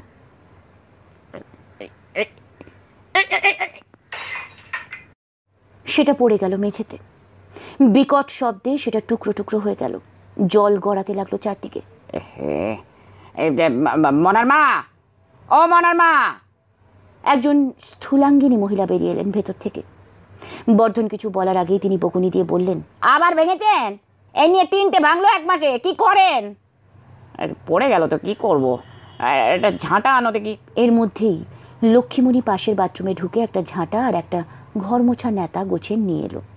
পরিষ্কার করতে শুরু করলো উবু হয়ে বসে। আরে আরে, তুমি ওসব কি শুরু করলে? ওঠো ওঠো ওঠো। পরিষ্কার করব না? ভাঙা কাজ যদি পায়ে ফোটে। মনার মা রান্নাঘরে কিছু একটা চাপিয়ে এসেছিল, সেটা সামলে আবার ফিরে আসার মধ্যেই লক্ষ্মীমণি নিপুণ হাতে সব কাজ একপাশে সরিয়ে জল মুছে ফেলেছে। अच्छा ठीक है, হয়েছে, এবার উঠে বসো। सर अभी मैं इनको थोड़ा क्वेश्चन कर सकता हूँ? तुम हिंदी समझती हो? হিন্দি একটু একটু। गीता चावला नाम के किसी को जानते हो क्या? না। तुम जिसके पास काम करती थी उसका नाम क्या था? জানেমন বিবি। নাম ভাড়িয়ে থাকতে পারে। চেহারা কেমন ছিল? পাতলা পানা, খুব ফর্সা, কোমরটা খুব সরু, আর বুকের এই জায়গাটা বেশ চওড়া। ঠোঁট সব সময় লাল, মাথার চুল একটু কুঁকড়া কুঁকড়া। গীতা চাওলা সে পুরো মিল রা স্যার। তো তার ঘরে একজন খুন হয়েছিল, তুমি বললে হাতে বালা পরা সदैव आचार्य তার दोस्त शिवलाल झा के खून করে পালিয়ে যায়। ये सही नहीं है, वो शिवलाल झा तो जिंदा है, झूठ क्यों बोल रही हो? মিথ্যা তো বলিনি গো, যা দেখেছি তাই বললাম। ও ধুতি পরা বাবুটাকেই আমি বন্দুক হাতে সিঁড়ি দিয়ে নামতে দেখলাম। ঠিক আছে, তো সেটা আমরা পরে সলভ করব। সে খুনের ঘটনার পর তুমি ও বাড়িতে কতদিন ছিলে? থাকি নাই তো, ভয় দৌড় দিয়েছি তো। তুমি স্টেটমেন্ট দিয়েছিলে ওই বাড়ি থেকে বেরিয়ে সোজা দৌড়ে তুমি পুলিশের কাছে আশ্রয় চেয়েছিলে। এখন তো দেখা যাচ্ছে তোমার এই কথাটাও সত্যি নয়। লক্ষ্মীমণি চুপ করে রইল। অফকোর্স মিথ্যে কথা আছে, ও রেকর্ডে আছে। ও ঘটনার 7 দিন পর দিল্লি পুলিশ একটা স্মাগলারদের ডেন রেড করে 5টি বাঙালি মেয়েকে উদ্ধার করে। তাদের মধ্যে একজন ছিল শরীফন বিবি। এখন অবশ্য চেনা যাচ্ছে শরীফন বিবি আগেই ডেড। उसके बदले में এই মেয়েটি ছিল সে দলের মধ্যে। কাঁচের জারটি ভাঙার লজ্জা কাটিয়ে উঠবার জন্য বর্ধন নিজেই এবার জিজ্ঞেস করলেন, তুমি পুলিশের কাছে নিজে ধরা দাওনি মা? না। তবে মিথ্যাটি বলেছিলে কেন? বড়বাবু, ওই পুলিশের কাছে কি নিজে যাওয়ার সাহস আছে? পুলিশের নামেই তো বুকটা কাঁপে গো। ওইসব খুন জখমের ব্যাপার দেখে বুকটা ধরাস ধরাস করছিল। আমি আর গোলাপি নামে আরেকজন দৌড়ে দৌড়ে রাস্তায় এদিক ওদিক ঘুরি। তো গোলাপি বললো সে আগে একটা বাড়িতে কাজ করতো, সেখানে গেলে থাকা যাবে। তাই একটা ওই ওই অটো রিক্সা চেপে চলে গেলাম সেখানে, সেখানেই লুকিয়েছিলাম। ও 7 দিন পর পুলিশ আমাদের উদ্ধার করে। পুলিশ তো তখন খুনের কথা কিছু বলে নাই, আমরা মুখ খুলি নাই। স্যার ये भी झूठ बोल रही है। ও খুনের পর আরও অন্তত 4 দিন এই মেয়েটি সে বাড়িতে ছিল। এর ঘরের মেঝেতেই ও খুঁড়ে লাশটা পুঁতে রাখা হয়েছিল। একটা খাট পেতে ঠান্ডা মাথায় সেখানে শুয়ে থেকে পুলিশের চোখে ধুলো দিয়েছিল। এটাই সত্যি, তাই না?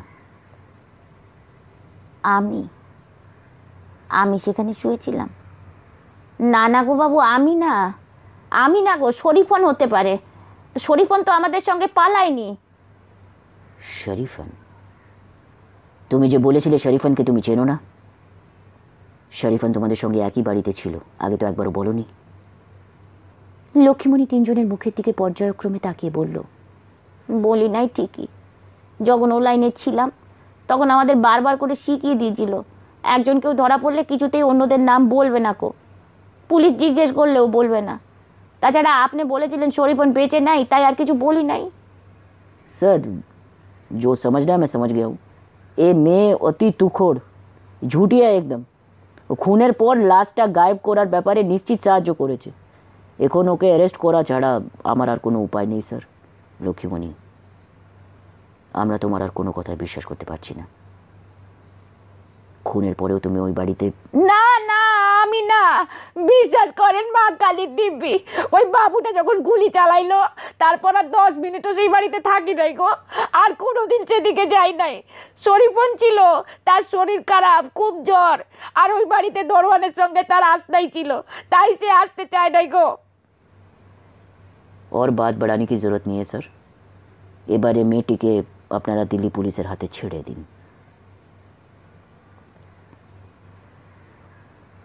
শেষ হলো শ্রী সুনীল গঙ্গোপাধ্যায়ের উপন্যাস তারপর কি হলো তৃতীয় পর্ব। নমস্কার।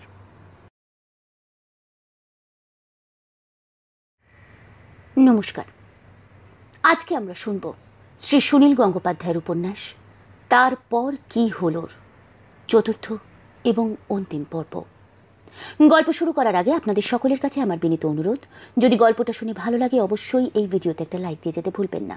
এছাড়াও যদি এখনো অবধি একটা ছিল প্রিয়াঙ্কায় সাবস্ক্রাইব না করে থাকেন তাহলে সাবস্ক্রাইব করে বেল নোটিফিকেশনটি টিপে রাখুন, যাতে ভবিষ্যতে চ্যানেলে নতুন গল্প বা চলতি গল্পের নতুন পর্ব আপলোড হওয়া মাত্রই তার নোটিফিকেশন আপনাদের ডিভাইসে পৌঁছে যায়। এক যে ছিল প্রিয়াঙ্কার সঙ্গে আছি থাকবো মেম্বারশিপ ক্লাবের কথা ভুলবেন না। এই ক্লাবের মেম্বাররা পাচ্ছেন সপ্তাহে একটি করে অতিরিক্ত গল্প। এই ভিডিওর তলায় কিংবা চ্যানেলের পেজে একটি জয়েন বাটন আছে, জয়েন বাটনটি ক্লিক করে মাসে মাত্র 29 টাকায় মেম্বার হয়ে যান এক যে ছিল প্রিয়াঙ্কার সঙ্গে আছি থাকবো মেম্বারশিপ ক্লাবের। যারা আইফোন ইউজ করছেন তাদেরকে জানিয়ে রাখি, সাধারণত আইফোনে জয়েন বাটনটি দেখা যায় না, কাজেই আপনারা যদি জয়েন করতে ইন্টারেস্টেড থাকেন তাহলে যে কোনো অ্যান্ড্রয়েড ডিভাইস থেকে বা ল্যাপটপ বা ডেস্কটপ কম্পিউটার থেকে করতে পারেন। এখন অবধি আমরা শুনলাম যে লক্ষ্মীমণির কেসটা জটিল থেকে জটিলতর হয়ে যাচ্ছে। প্রথম থেকেই একটা কনফিউশন ছিল লক্ষ্মীমণি এবং শরীফন বিবি নামের মহিলার মধ্যে। লক্ষ্মীমণি কিছুতেই মানতে রাজি নয় যে সে শরীফন বিবি। এদিকে পুলিশের রেকর্ডে লেখা আছে যে লক্ষ্মীমণি মারা গেছে, শরীফন বিবি বেপাত্তা। এই সমস্যা আরো জটিল হয়ে গেল লক্ষ্মীমণিকে কাজে লাগাবার, মানে স্কুলের আয়ার কাজে লাগাবার 6-7 মাস পরে দিল্লি থেকে একজন ইন্সপেক্টর এলেন, দুর্লভ সিং, যিনি বললেন যে লক্ষ্মীমণি নাকি শরীফন বিবি এবং তাকে একটি খুনের ব্যাপারে ইনভেস্টিগেশনের জন্য দিল্লি পুলিশকে হ্যান্ড ওভার করে দেওয়া হোক।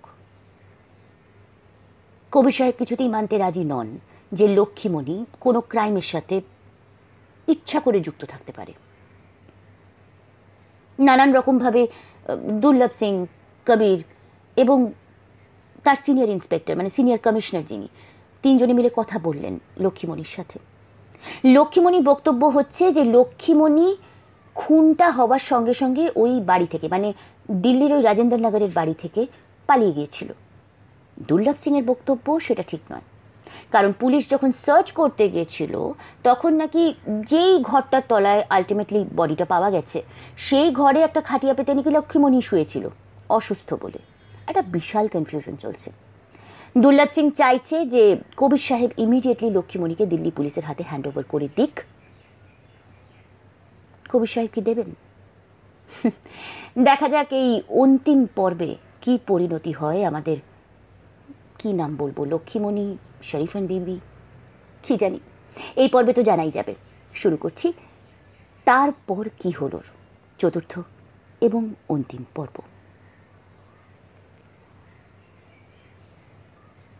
কবিরকে খানিকটা বিরক্ত দেখাচ্ছে। বিরক্তভাবেই বললেন, লক্ষ্মী, তোমাকে এখন দিল্লিতে যেতেই হবে, আমাদের আর তোমাকে আটকে রাখার উপায় নেই। হু হু করে চোখ ফেটে জল এলো লক্ষ্মীর।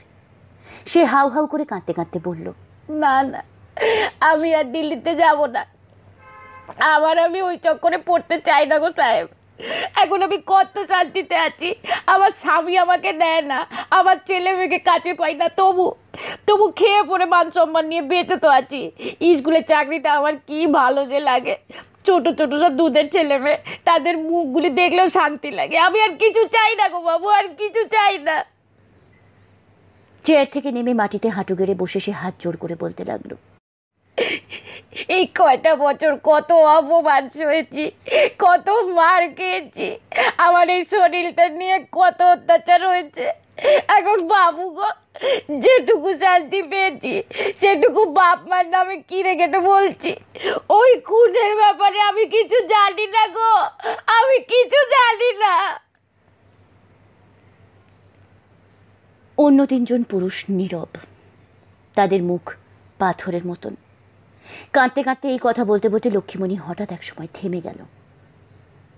আঁচল দিয়ে চোখ মুখ মুছে একেবারে শান্ত গলায় বলল, ঠিক আছে, আমারে ধরে নিয়ে যান, 2 হাত বাঁধুন। পুলিশ একবার দিল্লিতে নিয়ে গেলে আমার কি যে হবে জানি না। আমারে জেলে দিন, ফাঁসি দিন। মেয়ে মানুষও জন্মেছি, লেখাপড়া শিখিনি কো। পুরুষ মানুষ আমাদের নিয়ে যা খুশি করতে পারে, বিয়ে করে আবার বিক্রি করে দিতে পারে, আর কাটিটা যেখানে সেখানে ঠেলে দেয়। প্রতিটি রাত্রিরে সারা শরীরটা ভয় কাটা হয়ে থাকে। কখনো মরতে চাইনি, তবু মরলেই বুঝি আসল শান্তি গো। আমারে ফাঁসিতে ঝুলিয়ে দিন, এই পৃথিবী থেকে এক আপদ বিদায় হবে। আমি সেই বাবুটারে খুন করেছি গো, আর কেউ দোষী নয়। আমি আমি আমার জীবনের কোনো দাম নাই গো, কোনো দাম নাই। বর্ধন একটা দীর্ঘশ্বাস ফেলে বললেন, এটা যদি অভিনয় হয় তাহলে পৃথিবীর শ্রেষ্ঠ অভিনেত্রী পুরস্কারটা অন্তত ওকে দেওয়া উচিত। দিল্লিতে চিত্তরঞ্জন পার্কে একটা গেস্ট হাউসে উঠেছেন কবির খান। এই শহরে তার প্রচুর বন্ধু বান্ধব আছে, কিন্তু কারোকে খবর দেননি। এবারে তার কাজটা অনেকটাই গোপন। যদিও পুলিশেরই কাজ, কিন্তু ঠিক সব রকম আইন নিয়ম মেনে চলা হচ্ছে না। বেশি জানাজানি না হওয়াই ভালো। কবির এখানে পৌঁছেছেন রাত 8টার একটু পরে। এপ্রিল মাসে দিল্লির আবহাওয়া অতি চমৎকার। অনেকেই এই সময় বাইরে বেরিয়ে পড়ে। দুর্লভ সিং আসবে 9টার সময়। এর মধ্যে বেজে উঠল কবিরের মোবাইল ফোন।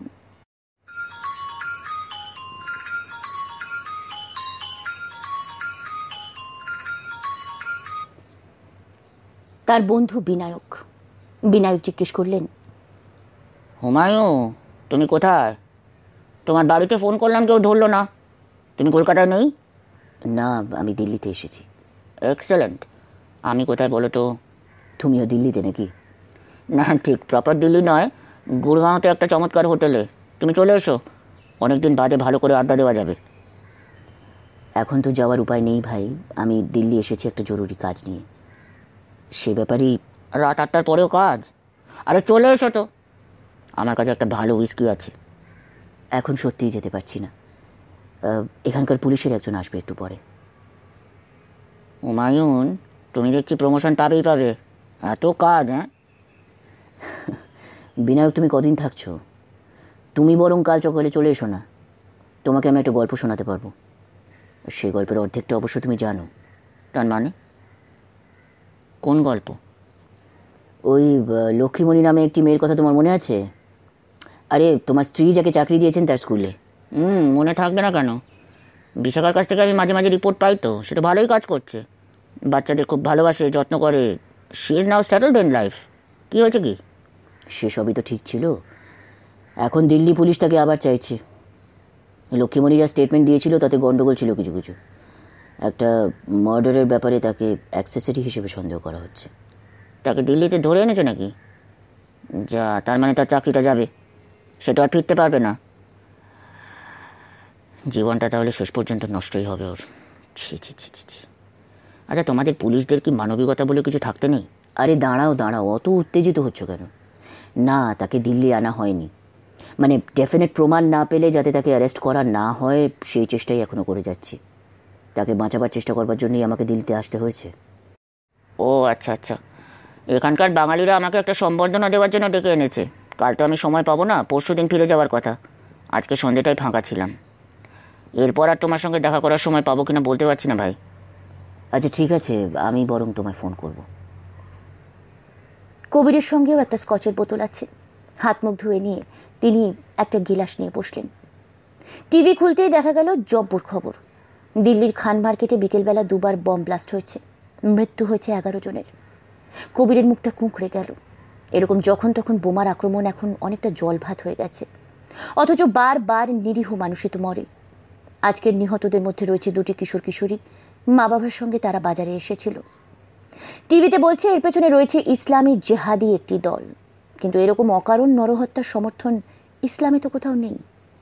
এরকম ঘটনার কথা জানলে শুধু দুঃখ হয়। না, শুধু দুঃখ হয় বললে ভুল হবে, শুধু দুঃখ নয়, রাগেও কবিরের শরীর চলতে থাকে। দুর্লভ এলো ঠিক কাঁটায় কাঁটায় 9টার সময়। প্রথমে অবধারিতভাবে আজকের বোমা বিস্ফোরণের কথা এসেই পড়ে। দুর্লভের কাছ থেকে কবির ঘটনার পুরো বিবরণ শুনলেন। 2টো বোমা ফেটেছে, আরও 2টো বোমা রাখা ছিল কাছাকাছি। পুলিশ যথাসময়ে সে 2টি অকেজো করে দিয়েছে। সে 2টো ফাটলে আরও অনেকের মৃত্যু হতো। কবির কথার মাঝখানে হঠাৎ বলে উঠলেন, দুর্লভ, তোমাকে একটা কথা জিজ্ঞেস করব, সত্যি সত্যি উত্তর দেবে? আমি তো একজন মুসলমান, আজকের ঘটনাটাও কিছু মুসলমানই ঘটিয়েছে, তাই আমার ওপরে ভেতরে ভেতরে রাগ ঘৃণা কিছু হচ্ছে না তোমার? স্যার, আপনি মুসলমান? নেই স্যার, আপনি একজন পুলিশ অফিসার, আমিও তাই। আমরা দুজনে একই রকম সার্ভিস রুল মানি, আমাদের তো আলাদা কোনো জাত ধর্ম থাকে না। তবু যারা আজ বোমা ফাটিয়েছে তারা শুধু মুসলমান নয়, তারা মৌলবাদী, উগ্রপন্থী। এরকম মৌলবাদী কোন ধর্মে নেই? ইহুদিদের মধ্যে নেই, হিন্দুদের মধ্যে নেই। এরা সবাই এক ধরনের অন্ধ দানব। আমার তো মনে হয় মানুষের সভ্যতাই ধ্বংসের পথে চলেছে, আর এই মৌলবাদীরা সে ধ্বংসকেই এগিয়ে আনছে। না দুর্লভ, এরা শেষ পর্যন্ত সভ্যতাকে ধ্বংস করতে পারবে না। তুমি একটা নেবে নাকি? তুমি খাও? রেগুলার খাই না, মাঝে মাঝে, বাট হুইস্কি আমার সহ্য হয় না। ও কখনো পার্টিতে রেড ওয়াইন খাই, তা তো আমার কাছে নেই। ঠিক আছে, বরং কাজের কথাই হোক। हमारा 2 মেন কাম है স্যার। প্রথম হচ্ছে শিবলাল ঝাকে খুঁজে বের করা। এই শিবলাল থানায় গিয়ে রিপোর্ট করেছিল, কিন্তু তার অ্যাড্রেস কিংবা কামের জায়গা সম্পর্কে কিছু জানায়নি। সে এখনো বেঁচে আছে কিনা তাও আমরা জানি না। আর সেকেন্ডলি, গীতা চাওলাকে জেরা করে জানতে হবে আসল ঘটনাটা কি ঘটেছিল। আমার একটা খটকা লাগছে। খুনটা তো হয়েছিল 1টা না 2টো নাগাদ। 2 বন্ধু এক বাইজির বাড়ি গিয়ে মদ্যপান করতে করতে নিজেদের মধ্যে ঝগড়া বাঁধিয়ে ফেললো। তারপর একজন গুলি করলো আরেকজনকে। ঘরে পড়ে রইল একজন, রিভলভার হাতে বেরিয়ে এলো আততায়ী।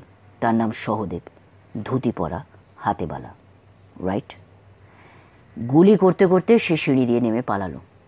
তখনও কিছু জানাজানি হয়নি। 6 মাস বাদে সেই বাড়ি ভেঙে ফেলার সময় ভিত খুঁড়ে পাওয়া গেল একটা ডেড বডি। সেটা শিবলালের নয়, তোমরা আইডেন্টিফাই করেছো, সেটা ওই সহদেবের। তো সে খুন হলো কখন, কোথায়?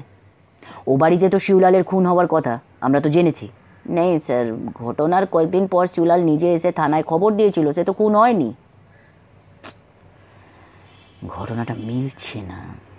থানায় এসে যে খবর দিল সে কি সত্যি শিবলাল, নাকি অন্য কেউ শিবলাল বলে নিজের পরিচয় দিয়েছিল? মানে তোমরাই তো বলছো শিবলালের আর কোনো ট্রেস নেই। অন্য কেউ এসে নিজেকে শিবলাল বলেছিল বলছেন স্যার? লজিক্যালি তাই তো মনে হয়। তাহলে ও শিবলাল কি ডেড বডি কাঁ গই? বাড়ি ভাঙার সময় একটা ডেড বডি পাওয়া গেছে, এবার ভালো করে খুঁজে দেখো আর একটা ডেড বডিও পাওয়া যায় কিনা। ও বাড়ি তো পুরোটা ভাঙা হয়ে গেছে স্যার, সেখানে আর কিছু পাওয়া যায়নি, দ্যাট ইজ ফর শিওর। কলকাতার মেয়ে লক্ষ্মীমণি, সে শুধু প্রথম খুনটাই দেখেছিল। সহদেবকে সে জ্যান্ত অবস্থায় পালাতে দেখেছে। এখন শিবলালের ডেড বডি যদি পাওয়া না যায় তাহলে ওই কেসটা তো এখন তোলাই যায় না। লক্ষ্মীমণিকেও সাক্ষী হিসেবে ডেকে আনার কোনো দরকার নেই। সেটা স্যার নির্ভর করছে গীতা চাওলা শেষ পর্যন্ত কি বলে। আর সে যদি মুখ খুলতে না চায় তাহলে সবাইকেই কোর্টে প্রডিউস করতে হবে। ও লক্ষ্মীমণিকেও छोड़ नहीं सकते স্যার। দুর্লভ, চতুর্দিকে অকারণে মানুষ মরছে, আর আমরা একটা অসহায় মেয়েকে বাঁচাবার চেষ্টা করছি। যদি কোনো কারণে স্যার, আইন हमारे हाथ में तो नहीं है ना सर, আমরা চেপে গেলেও আদালতে জজ বলবেন সে বাড়িতে আর কে কে ছিল, दूसरे जो विटनेस है वो कहाँ गए। উঠে দাঁড়ালো দুর্লভ। স্যার আজ मैं थोड़ा बिजी हूँ, वो গীতা চাওলার সঙ্গে আমি কাল সকালে একটা অ্যাপয়েন্টমেন্ট করেছি 10:30টায়। আপনাকে আমি ঠিক 10:45টার সময় এসে তুলে নিয়ে যাব, প্লিজ বি রেডি স্যার। কলকাতার তুলনায় দিল্লিতে ভোর হয় একটু দেরিতে। এই সময়টায় বেশ কুয়াশা থাকে। কবির বুঝতেই পারেননি কত বেলা হয়ে গেছে। সব জানলার পর্দা টানা। ঘুম ভাঙার পরেও একটুক্ষণ আলস্য করলেন কবির। তারপর বালিশের পাশে রাখা হাতঘড়িটা তুলে নিয়ে দেখেই ধর্মর করে উঠে বসলেন। 8:40। প্রাতকৃত্য সারতে কবিরের অনেকটা সময় লাগে। টেলিফোনে চায়ের অর্ডার দিয়ে তিনি ছুটলেন বাথরুমে। দিল্লিতে সকালের দিকে নানা রাস্তায় ট্রাফিক জ্যাম হয়, তবু দুর্লভ সিং একেবারে ঠিক সময় এসে উপস্থিত। কবিরও তখন টাইয়ের গিট বাঁধছেন। গীতা চাওলার অ্যাপার্টমেন্ট বসন্ত বিহারের একটা বাড়ির 3 তলায়, বেশ সুন্দরভাবে সাজানো। প্রশস্ত বসবার ঘর, তার মধ্যে 8-10টা টবের গাছ, দুদিকে দেওয়ালে পরপর কয়েকটি পাখির ছবি, আঁকা নয়, ফটোগ্রাফ। গীতা চাওলার বয়স ঠিক বোঝা যায় না, 30 থেকে 40-এর মধ্যে। পাতলা ছিপছিপে চেহারা, বেশ রূপসী, মুখে বুদ্ধি আর কিছুটা শিক্ষারও ছাপ আছে। রং ফর্সা, ঠোঁটে গাঢ় লাল লিপস্টিক লাগানো। তার সালোয়ার কামিজের রঙও লাল। পরিষ্কার ইংরেজিতে সে বলল, please come in, have a seat. मैं पहले ही पूछ लेती हूँ, would you like some tea और कॉफ़ी? मैंने कुछ फिश चॉप्स बनाई हैं, वो भी आपको खानी पड़ेंगी। আমি ব্রেকফাস্ট খাওয়ার সময় পাইনি, মাছের চপ খেতে রাজি আছি, সঙ্গে চা খাবো। গীতা ওদের মুখোমুখি একটা সোফায় বসার পর দুর্লভ বলল, কলকাতা থেকে আমাদের একজন অফিসার এসেছেন, তিনি আগে আপনাকে কিছু প্রশ্ন করতে চান, আপনার আপত্তি নেই তো? নো, আপত্তি থাকবে কেন? নমস্কার, আমি প্রথমেই জানতে চাই, রাজেন্দ্রনগরের একটা বাড়িতে আপনি একসময় ছিলেন, তখন আপনার নাম কি ছিল? গীতা চাওলা? তখন আমার নাম ছিল দিলরুবা। দিলরুবা। আমি যে শুনেছি আপনার নাম ছিল জানেমান বিবি। हो सकता है। আমি এক এক সময় এক একটা নাম দিই। সারা জীবন ধরে একটাই নাম মোটে পছন্দ হয় না। এখন যে আমি গীতা চাওলা, ये भी मेरी असली आइडेंटिटी नहीं है, मेरा असली नाम नहीं है। বাহ, নতুন নতুন নাম, এটা বেশ ভালো ব্যাপার। তা রাজেন্দ্রনগরের সেই বাড়িটা একটা খুন হয়েছিল, একটা কিংবা দুটো। আপনি বলেছেন আপনি সে সময় ও বাড়িতে ছিলেন না, আগেই ছেড়ে চলে গেছেন। Is that true? देखिए साहब, मेरी माँ प्रोफेशनल बाईजी थी, लखनऊ में रहती थी, मैं भी वही हूँ। लखनऊ के बदले में दिल्ली में पैसा ज़्यादा है साहब। जैसे मेरा नाम बदलता रहता है, मेरा घर भी अक्सर बदलता रहता है। वो भी मेरा एक शौक़ है, आप बोल सकते हैं। राजेंद्र नगर का वो घर छोड़ के बहुत पहले मैं यहाँ आ गई थी, उसका प्रूफ भी है मेरे पास। इस फ्लैट में मैं 1.5 साल से रह रही हूँ, बहुत से लोग उसका विटनेस आपको दे देंगे साहब। আমি যদি বলি ওই খুনের সময় আপনি রাজেন্দ্রনগরেই ছিলেন, আর আপনার নাম তখন ছিল জানেমান বিবি, आपके बोलने से क्या होता है साहब? যদি বলি আমার কাছে তার প্রমাণ আছে? কি প্রমাণ? কবির কোটের পকেট থেকে একটা ফটোগ্রাফ বার করলেন, সেটা গীতার মুখের সামনে তুলে ধরে জিজ্ঞেস করলেন, আপনি একে চেনেন? दो एक पलक ताकिए गीता ठूंठ उल्टालो, नहीं, इसको तो कभी नहीं देखा। ফটোগ্রাফটি আবার তুলে ধরে কবির বললেন, এর নাম লক্ষ্মীমণি, পশ্চিমবাংলার মেয়ে।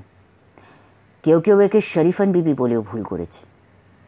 এই মেয়েটি আপনার মেড সার্ভেন্ট ছিল। এই মেয়েটি আর আপনি দুজনেই খুনের সময়, মানে ও বলেছে, মেড সার্ভেন্টদের মুখ আমি মনে রাখি না সাহাব। এ পর্যন্ত কত মেয়ে তো আমার কাছে কাজ করেছে, তাদের কথা মনে রাখতে হবে নাকি? आपकी बंगाल की कोई लड़की मेरे बारे में कुछ बकवास कर रही है, उससे कुछ प्रूफ नहीं होता साहब। आप एक रिस्पॉन्सिबल ऑफिसर बनके ऐसी बातें कैसे कर सकते हैं, मेरी समझ में नहीं आ रहा है। মিস চাওলা, একটা খুনের ব্যাপারে আমরা এসেছি। আপনি সে খুনের সঙ্গে যুক্ত ছিলেন এমন অভিযোগ আমরা করিনি, আর সত্যি সেরকম ভাবিনি। আমরা শুধু আপনার কাছে সাহায্য চাইতে এসেছি যাতে এই খুন का रहस्य जो है वो सॉल्व किया जाए। আপনি যা দেখেছেন সাক্ষী দেওয়ার সময় সে কথা বলবেন। মুখের হাসি মুছে ফেলে গীতা এবার জ্বলন্ত চোখে বলল, मैं कोर्ट में जाके साक्षी दूंगी ताकि सारी दुनिया को पता चल जाए कि मैं एक बाईजी हूं। और सिर्फ यही नहीं कि मैं एक बाईजी हूं, राइट? मेरे कमरे में लोगों का खून होता है। नो, मैंने आपको जो अब तक बोला है I am going to stick to that. आप मेरे नाम का अरेस्ट वारंट ला सकते हैं तो लाइए। I am challenging you right now. বাকি দুজন একটুক্ষণ নীরব। গীতা নিজেকে একটু সামলে নিয়ে বলল, लीजिए आपकी चाय ठंडी हो रही है, प्लीज हैव योर टी। এই সময়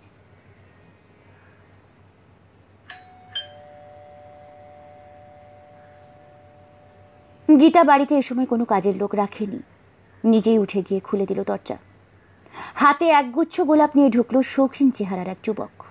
পুরো দস্তুর ধূসর রঙের স্যুট পরা, মাথায় অনেক চুল, চোখে সানগ্লাস। গীতা পুলিশ অফিসার দুজনের দিকে ফিরে পড়ল, ইয়ে মেরে খাস দোস্ত হ্যাঁ। দুর্লভ একটু অস্বস্তির সঙ্গে বলল, আমরা একটা বিশেষ ব্যাপার নিয়ে আলোচনা করছি, वो हम सीक्रेट रखना चाहते हैं।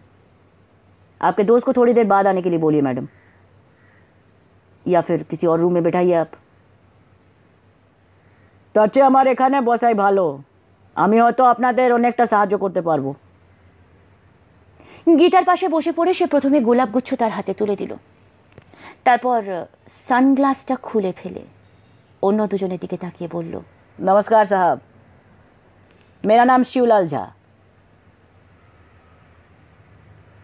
ঘরের মধ্যে যেন একটা বোমা পড়ল। কবির আর দুর্লভ স্তম্ভিতের মতন তাকালেন পরস্পরের দিকে। শিবলাল ঝা, আপনি আপনি এতদিন কোথায় ছিলেন স্যার? কিছুদিন ছিলাম আগ্রায়, কিছুদিন চেন্নাই, এখন বহাল তবিয়তে দিল্লিতে আছি সাহেব। পুলিশ অনেক খুঁজেও আপনাকে পায়নি। আর পুলিশ আমাকে খুঁজবে কেন ভাই? हम कोई अपराध किया हूँ क्या? नहीं ना। আপনার বন্ধু সহদেব আচার্য, হ্যাঁ জি হ্যাঁ, সে রাজেন্দ্র নগরের একটা বাড়িতে খুন হয়েছে স্যার। আপনি, हाँ तो আমি তো তাকে খুন করিনি না, हम तो थाना में जाके उसके बारे में रिपोर्ट किया था। आपको डेड बॉडी मिला? हाँ স্যার পেয়েছি। এতদিন পর আমি আমার ডিউটি ঠিকই করেছিলাম। কোনো খুনের ঘটনা জানলে পুলিশকে জানাতে হয়, তাই না? আর তো আমার কোনো দায়িত্ব নেই। সেই খুনের সময় এ লেডি গীতা চাওলা, তখন ওর অন্য নাম ছিল, ওখানে উপস্থিত ছিল। হ্যাঁ ছিল ছিল। ও যে অনবরত বলছে ওখানে ছিল না, খুনের ঘটনা কিছু জানে না। হ্যাঁ হ্যাঁ, সে কথা বলেছিল, কারণ ও চাইছিল আপনারা যেন বারবার ওকে ডিস্টার্ব না করেন। ও কাল রাতের থেকে আমি ওকে বোঝাচ্ছি, পুলিশের কাছে সব কথা খুলে না বললে পুলিশ পিছু ছাড়বে না, বারবার ফিরে আসবে। আর সেজন্য তো আজ আমি এ সময় চলে এলাম। Thank you. তাহলে আপনার কাছে আরও কিছু প্রশ্নের উত্তর পেতে পারি? হ্যাঁ অবশ্যই পারেন, কিন্তু তার আগে আমি একটু কথা বলে নিই। ও সহদেবের খুনের ব্যাপারে আমি আর গীতা কোনো ক্রমে জড়িত নই। তবু পুলিশ যদি আমাদের জড়াবার চেষ্টা করে, সেই জন্যে আমরা আট ঘাট সব বেঁধে রেখেছি। আর পুলিশ ইচ্ছে করলে যে কোনো একটা কেস জড়িয়ে দিতে পারে। না না, আপত্তি করবেন না, এরকম হয়, বিনা দোষে মানুষের ফাঁসিও হয়। তাই আমরা ব্যবস্থা করে রেখেছি, প্রমাণ করে দেব সে সময় গীতা ও বাড়িতে ছিল না, আমিও ছিলাম না, বাস। আমার আসল নাম বসন্ত কুমার, আমার স্কুল সার্টিফিকেটে ওই নাম আছে, শিবলাল আমার ডাক নাম আছে। বসন্ত কুমার সে সময় আগ্রায় দেশের বাড়িতে ছিল, তাও প্রমাণ করে দেব। আপনারা ইনভলভ না থাকলে পুলিশ আপনাদের টাচ করবে না স্যার। এ বিষয়ে আমি কথা দিচ্ছি, ওয়ার্ড অফ অনার। হ্যাঁ বেশ, হ্যাঁ তাহলে কি জিজ্ঞেস করবেন করুন। দুর্লভ এবার কবিরের দিকে ফিরে পড়ল। Sir, now it is your turn. আপনি আর সহদেব দুই বন্ধু, খুব ঘনিষ্ঠ বন্ধু ছিলেন, তাই তো? হ্যাঁ জি, ক্লোজ ফ্রেন্ড। সমান সমান বন্ধুত্ব নাকি একজন বস আর অন্যজন তার তাবেদার? কে বেশি পয়সা খরচ করতো? हाँ हाँ, আপনি ঠিক পকড়ে, একদম সহি পকড়ে স্যার। সে দিক দিয়ে সমান সমান বন্ধুত্ব নয়। সদেব খুব বড় লোকের ছেলে না, হাতে প্রচুর পয়সা। সেদিক থেকে তখনও আমি কমজোরি ছিলাম। আমার বাবার মৃত্যু হয়েছিল, কিন্তু আমি সম্পত্তির ভাগ পাইনি, মামলা চলছিল। এখন মিটে গেছে, এখন ভাগ পেয়েছি। যাই হোক, সদেবের পাল্লায় পড়ে আমিও প্রচুর মদ খেতাম, মেয়ে মানুষের বাড়ি যেতাম। ও সদেবই খরচ করতো বেশি। সহদেব কীরকম মানুষ ছিল? বুদ্ধিমান না মাথা মোটা? গোয়ার মানে গান বাজনা টাজনা বুঝতো? হ্যাঁ, সদেব এমনিতে ভালো মানুষ ছিল সাহেব। হ্যাঁ, খুব একটা বুদ্ধি ছিল না, তবে বেশি মদ খেলে একেবারে পাগল হয়ে যেত, কিছুতেই নিজেকে সামলাতে পারতো না। লোকের সঙ্গে খুব খারাপ ব্যবহার করতো, যেন অন্য মানুষ। আর যেভাবে ও চলছিল তাতে খুন না হলেও যে কোনো দিন অ্যাক্সিডেন্টে মারা যেতে পারতো। সেরকম অবস্থায় দু একবার আমি ওকে বাঁচিয়েছি। আচ্ছা, ওকে খুন করলো কে বলুন তো? গীতা খুন করেনি, আমি তার সাক্ষী আছি। আমি খুন করিনি, গীতা তার সাক্ষী, এবং এটা 100% সত্যি আছে। আমি এখনো একটা ধাঁধার উত্তর পাচ্ছি না। ও বাড়িতে একজন মেড সার্ভেন্ট ছিল, সে জানিয়েছে যে এই গীতার ঘরে সহদেব তার এক বন্ধুকে গুলি করে মেরে ফেলে, তারপর নিজের রিভলভার হাতে নিয়ে সিঁড়ি দিয়ে নামতে থাকে। তাহলে সেদিন কি আপনার বদলে অন্য কোনো বন্ধু ছিল ওর সঙ্গে? আরে নেই সাহেব, আমি ছিলাম। একজন মেড সার্ভেন্ট বলেছে কি? গুড গুড, তার মানে তো প্রমাণ হয়ে গেল সদেব জ্যান্ত অবস্থায় সিঁড়ি দিয়ে নেমে গেছে। ওর খুনের ব্যাপারে আমার কোনো হাত থাকতে পারে না। ও সদেবই তো আমাকে গুলি করেছিল সাহেব, আমি মরিনি, আহত হয়েছিলাম, তাও খুব বেশি না। আপনাকে গুলি করলো কেন বলুন তো? বলবো? হ্যাঁ, সেটা খুব নোংরা ব্যাপার আছে সাহেব। অবশ্য আপনারা ভেটারেন পুলিশ আছেন, আপনাদের নিশ্চয়ই এসব শোনা বা দেখার অভ্যেস আছে। কি গীতা, বতা দু কে? গীতা একটুখানি কাঁধ ঝাঁকিয়ে উত্তর দিল, আমার কিচ্ছু যায় আসে না। শিবলাল বা বসন্ত কুমার বলল, সংক্ষেপে জানাচ্ছি। সেদিন বেশি মদ খেতে খেতে সদেব পাগল হয়ে গেল। গীতার এক মেড সার্ভেন্ট, সে বোধহয় বাঙালি ছিল, মাঝে মাঝে ঘরে এসে আমাদের নাস্তা পানি কাবাব টাবাব সার্ভ করে যাচ্ছিল, আর রোজই করে। আর তাকে দেখতে এমন কিছু ভালো নয়, তবে ফিগারটা বেশ টাইট আছে। সদেবের মাথায় হঠাৎ ভূত চাপলো, সে মেয়েটিকে বললো, তুই আজ শাড়ি টাড়ি সব খুলে ফেলে সার্ভ কর। সে তো কিছুতেই রাজি নয়। আর বাঙালি মেয়েদের লজ্জা বেশি হয় কি না, সে এতখানি জিভ বার করে বলতে লাগলো, ও মা চি চি, সে আমি পারবো না। সদেব বলল, কেন পারবি না? এনে টাকা, কত টাকা চাস? তো পাকিট থেকে সে মুঠো মুঠো টাকা বার করে ছুঁড়ে দিতে লাগলো। মেয়েটা কিছুতেই রাজি নয়। সে পালিয়ে যাওয়ার চেষ্টা করতে লাগলো, আর সদেব জোর করে তাকে ধরে আনতে লাগলো। মেয়েটা নিজের শাড়ি চেপে ধরে সে কান্না শুরু করে দিল, চিৎকার। তা আমি তখন বিরক্ত হয়ে সদেবকে বললাম, আরে ছোড় না यार, মেয়েটাকে জোর করছিস কেন? চলে যা, গীতা না হয় পোশাক টোশাক সব খুলে বসবে। আর গীতা কে উতনা শরম বরম নেই। তখন সদেব বলল, না, ও মেয়েটা যাবে না, গীতা আর ও দুজনে সব খুলে বসবে। গীতা আবার তাতে রাজি নয়। ও মেড সার্ভেন্টের সামনে কাপড়া উতরাবে কেন? যে যাই কাজ করুক, সবারই তো একটা ডিগনিটি আছে সাহাব, টাকা দিয়ে তো সব কিছু কেনা যায় না।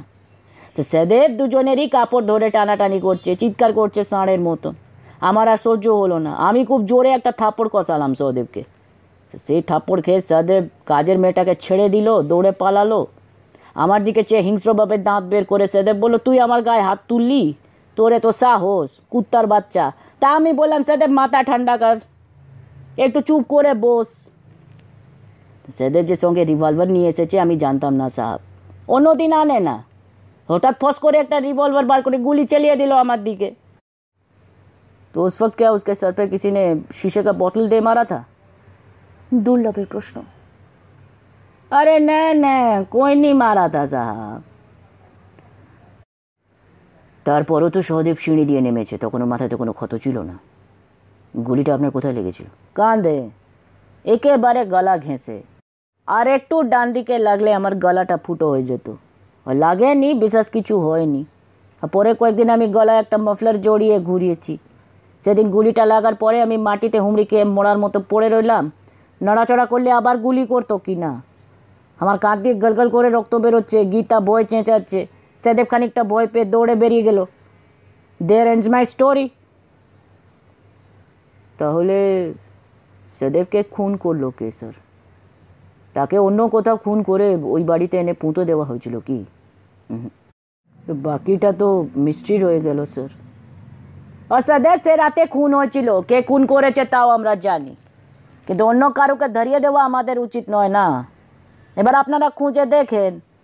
মোট কথা গীতা কিংবা আমি কিংবা বাঙালি মেড সার্ভেন্ট আমরা কেউ ওকে খুন করিনি। পুলিশ শত চেষ্টা করলেও আসল খুনিকে ধরতে পারবে না, সুতরাং এখন বাকি গল্পটা বলে দেওয়া যেতে পারে। পুলিশ কিন্তু শেষ পর্যন্ত অনেক কিছু পারে ম্যাডাম। দেখুন চেষ্টা করে। हम नाम बता देते हैं आपको। সে রাত্রিরে আমি আর গীতা ও বাড়ি থেকে হাওয়া হয়ে যাই। অন্যান্য ঘরের মেয়েরাও ভেঙে পড়ে। খুনের ব্যাপারটা আমরা চোখে দেখিনি, কিন্তু জানি। খুন না বলে এটাকে ন্যায় বিচার বলা উচিত। ও বাড়িতে নেপালি দরওয়ান ছিল, তাদের একজনের নাম বাহাদুর, পুরো নাম নেই পাতা। বড় সড়ো চেহারা, তেমনি গায়ের জোর, অসম্ভব বিশ্বাসী। এমনিতে মানুষটা শান্ত কিন্তু বদরাগী। একবার রাগ হলে হিতাহিত জ্ঞান থাকে না। শরীফান বলে একজন মেড সার্ভেন্টের সঙ্গে ওর খুব ঘনিষ্ঠতা ছিল। সহদেব সিঁড়ি দিয়ে নেমে এসে বাইরে বেরোবার গেট খুঁজে পায়নি। বদ্ধ মাতাল তো, হাতে রিভলভার, এলোমেলো গুলি চালাচ্ছে। নিচে সবাই আড়ালে লুকিয়ে পড়েছে। তবু ও এক গুলি লাগে শরীফানের পায়ে। তখন একটা বাঘের মতন বাহাদুর আড়াল থেকে বেরিয়ে এসে একটা বোতল দিয়ে মারে সহদেবের মাথায়। সহদেব তাকে মারার জন্য রিভলভার তুলেছিল, সুযোগ পায়নি। बहादुर बोतलेर आघातटा थोड़ा जोर से लग गया था। সেই एक आघात ही सदैव खत्म। आप ही बोलिए, বাহাদুর কি কিছু অন্যায় করেছে? সে বিচারের ভার আমাদের ওপর নয় স্যার। দুর্লভ বেজার মুখে বলল।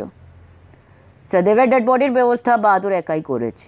পুলিশ যাতে সঙ্গে সঙ্গে খুঁজে না পায় তার জন্য মেঝেতে গর্ত করে তার মধ্যে লাশটাকে কবর দিয়ে তার উপর খাটিয়া পেতে শরীফানকে শুইয়ে রেখেছিল। তারপর শরীফানকে নিয়ে এসে কোথায় চলে গেছে জানি না। ये सच बोल रहा हूँ मैं, সত্যি জানি না। খুব সম্ভবত নেপালে চলে গেছে। নেপাল থেকে তাকে খুঁজে বের করতে পারেন তো দেখেন। কবিরের দিকে তাকিয়ে দুর্লভ বলল, अब सर लग रहा है केस ड्रॉप करना पड़ेगा यहीं पे। আমরা চেষ্টার কোনো ত্রুটি করিনি দুর্লভ, কিন্তু এই কেসে কারুকে শাস্তি দেওয়া আর বোধহয় সম্ভব নয়। And I just want to forget this case now.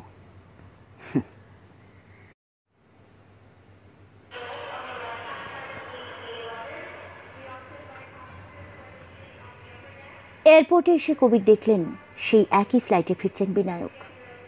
Security চেকের পর বিমানে ওঠার অপেক্ষায় পাশাপাশি বসলেন দুজনে।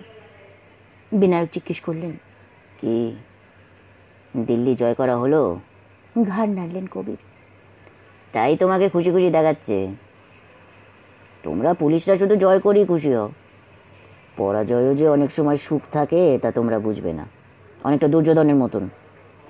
রবীন্দ্রনাথ লিখেছেন, সুখ চাহি নাই মহারাজ, জয় চেয়েছিনু, জয় আমি আজ। পড়েছ? পড়িনি, তবে আবৃত্তি শুনেছি। কর্ণকুন্তী সংবাদ, তাই তো? এর মধ্যে কর্ণ এলো কোথা থেকে? সে তো হারা পার্টি। এটার নাম গান্ধারীর আবেদন। একদিন পড়ে শোনাবো তোমায়। আরে হ্যাঁ, এটাও আমি শুনেছি, নামটা মনে ছিল না, তবু তুমি একদিন পড়ে শুনি। তুমি আমাকে কি একটা গল্প শোনাবে বলছিলে? সেই গল্পের শেষটা ঠিক করার জন্যই আমি এবার দিল্লিতে এসেছিলাম, বুঝলে। আমরা সাধারণত কোনো অপরাধীকে গ্রেপ্তার করতে পারলেই খুশি হই। এবার এসেছিলাম যাতে একজনকে গ্রেপ্তার করতে না হয়। তা এটাকে তুমি জয় বলবে নাকি পরাজয় বলবে? হ্যাঁ আলি করো না তো, পুরো ব্যাপারটা খুলে বলো। তুমি বলছিলে বটে আবার তাকে নিয়ে কি গন্ডগোল শুরু হয়েছে। তোমরা কি একটা নিরীহ মেয়েকে নিজের মতন করে বাঁচতে দেবে না? শোনো বিনায়ক, তাকে বাঁচাবার জন্যই এত সব চেষ্টা। তবু ঘটনাটা আমাদের সাধ্যের বাইরে চলে যেতে পারত। এর মধ্যে যা হয়েছে তা তোমাকে জানাইনি। বাচ্চা মেয়েদের স্কুলে চাকরি, একটু জানাজানি হলেই তার চাকরি নিয়ে টানাটানি। কিন্তু সেই খুনের মামলাটা আবার উঠেছিল। তাতে লক্ষ্মীমণি একজন প্রত্যক্ষ সাক্ষী। দিল্লি পুলিশ তাকে আনতে চাইলে আমরা বাধা দেবো কী করে বলো? আইন ইজ আইন। কিন্তু কবিরের পর বিনায়ককে বাকি ঘটনা খুলে বললেন। সব শুনে বিনায়ক বললেন, আমি কুকুরদের ভালোবাসি। কেউ যদি কোনো কুকুরের অযত্ন করে তাহলে আমার খুব রাগ হয়, কিন্তু একটা কুকুর যদি পাগল হয়ে যায় তাকে মেরে ফেলা ছাড়া আর তো কোনো উপায় থাকে না। এই সহদেব লোকটাও তো পাগলা কুকুরের মতন হয়ে গিয়েছিল। ওকে মারা হয়েছে, বেশ হয়েছে। তার জন্য সমাজ ওই বাহাদুর নামের দরোয়ানটিকে কোনো শাস্তি দিতে পারে না, বরং তাকে পুরস্কার দেওয়া উচিত। আইনে সেরকম কোনো ব্যবস্থা নেই ভাই। যাই হোক, এই কেস নিয়ে আমাদের আর কিছু করার নেই, আমরা হাত ধুয়ে ফেলেছি। লক্ষ্মীমণিকে নিয়ে যে আবার এত কাণ্ড হয়েছে তাও ওকে জানাবার দরকার নেই।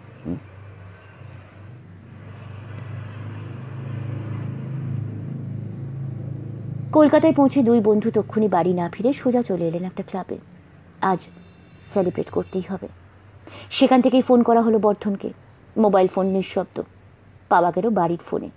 তিনি প্রথমেই বললেন, আমার মোবাইলটা চুরি হয়ে গেছে আজ বিকেলে, এত চোর বেড়েছে কি বলবো। হ্যাঁ কি বলবে বলো, তুমি কোথায়? দিল্লিতে? না স্যার, একটু আগে ফিরেছি। ধরা পড়েছে খুনি? না, তবে ধরতে পারলে না তো? তাহলে আর শুধু তবে শুনে কি হবে? আর তবু বলো কেন ফোন করলে? সবটা শোনার পর বর্ধন একটা দীর্ঘশ্বাস ফেলে বললেন, আমাদের লাইনে কাজ হচ্ছে চোর খুনি ডাকাতদের ধরে ধরে শাস্তি দেওয়া। এরকম একজন দুজনকে যদি সুস্থ জীবন ফিরিয়ে দেওয়া যায় তার চেয়ে আনন্দের আর কি হতে পারে। তবে এসব ঘটনা ঢাকঢোল পিটিয়ে কাউকে জানানোও তো যায় না। জানাবার দরকার নেই স্যার। কারেক্ট।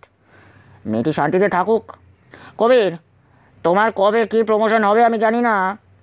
আমার একটা সোনার রিস্ট ওয়াচ আছে, একবার পরীক্ষায় ফার্স্ট হয়েছিলাম বলে আমার বাবা দিয়েছিলেন। ঘড়ি তো আমি এখন আর পড়ি না, ওই ঘড়িটা তোমায় নিতে হবে। স্যার, আমি আর ঘড়ি নিয়ে কি করব? আমার তো দুটো ঘড়ি আছেই। আপনি যে বললেন সেটি আমার কাছে অনেকখানি পাওনা। আচ্ছা, আমি বলছি নিতে হবে। তুমি না পড়ো তোমার ছেলেকে দিও। Okay sir.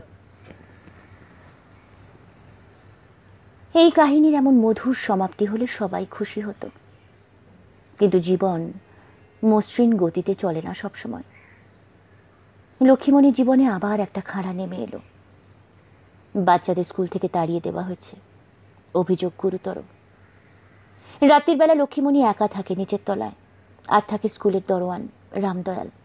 সে লোকটা গাঁজাখোর, মাঝে মাঝেই লক্ষ্মীমণির রান্নায় ভাগ বসাতে চায়। এক রাত্রিরে সে জোর করে লক্ষ্মীমণির ঘরে ঢুকে পড়ে তাকে বলাৎকার করতে গিয়েছিল।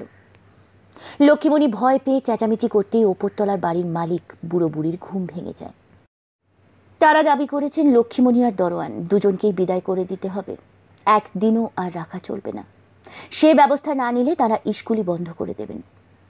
লক্ষ্মীমণির চাকরি গেছে, দরোয়ান পলাতক। এখন কোথায় যাবে লক্ষ্মীমণি? আপাতত বিনায়কের স্ত্রী তাকে নিজের বাড়িতে আশ্রয় দিয়েছে, কিন্তু স্কুল কর্তৃপক্ষ সেটাও ভালো নজরে দেখছে না। বিনায়কের কাছ থেকে ফোনে এই খবর শুনে কবির কিছুক্ষণ স্তব্ধ হয়ে বসে রইলেন। আবার কোনো বেশ্যালয়ে যেতে হবে লক্ষ্মীমণিকে। এই দেশের মেয়েরা একবার যদি ঘর ছাড়ে কিংবা নিজের ঘর থেকে জোর করে বাইরে বার করে দেওয়া হয়, তারা আর স্বাভাবিক জীবনে ফিরতে পারে না। তাদের শেষ পর্যন্ত গতি হয় মাংসের বাজারে। একটু পরে একটা বিশেষ কাজে বর্ধন এলেন কবিরের অফিসে। কাজের কথা শুরু করার আগে কবির তাকে শোনালেন ঘটনাটা। এখন সে যাবে কোথায়? আমার বন্ধু বিনায়কের বাড়িতে দুজন কাজের লোক আছে, আরেকজনকে রাখবে কি করে? লেখক মানুষ, কতই বা রোজগার। তাছাড়া ওর স্ত্রীর স্কুল থেকেও আপত্তি করেছে। এরপর আমাদের তো আর কিছু করার নেই স্যার।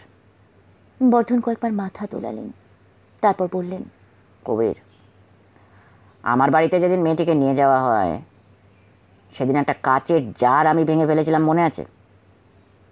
ওই মেয়েটা যেমন নিখুঁতভাবে কাজ পরিষ্কার করে জল টল মুছে ফেললো, কোনো কাজের মেয়ে তা করে না, বুঝছো? তার মানে ওর কাজে মন আছে। আমার বাড়িতে যে হাউসকিপার, তার বয়স হয়েছে, সব কাজ পারে না। ওই মেয়েটা কি যেন নাম বললে, সরস্বতী না দুর্গা, ওকে আমার বাড়িতে রাখতে পারি কি? সেটা ঠিক হবে না? এ তো খুব ভালো কথা স্যার। ওকে আজই নিয়ে আসার ব্যবস্থা করো। ওর দুটো ছেলে মেয়ে আছে না, তাদেরও আনাও।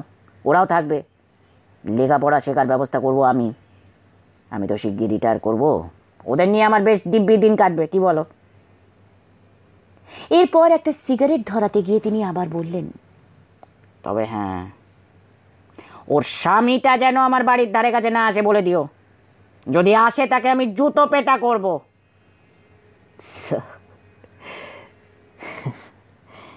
কবির ঝুঁকে পড়ে বর্ধনের হাঁটু স্পর্শ করলেন। আইটা কি কি হচ্ছে কি? আহা, উঠে বসো, যত সব।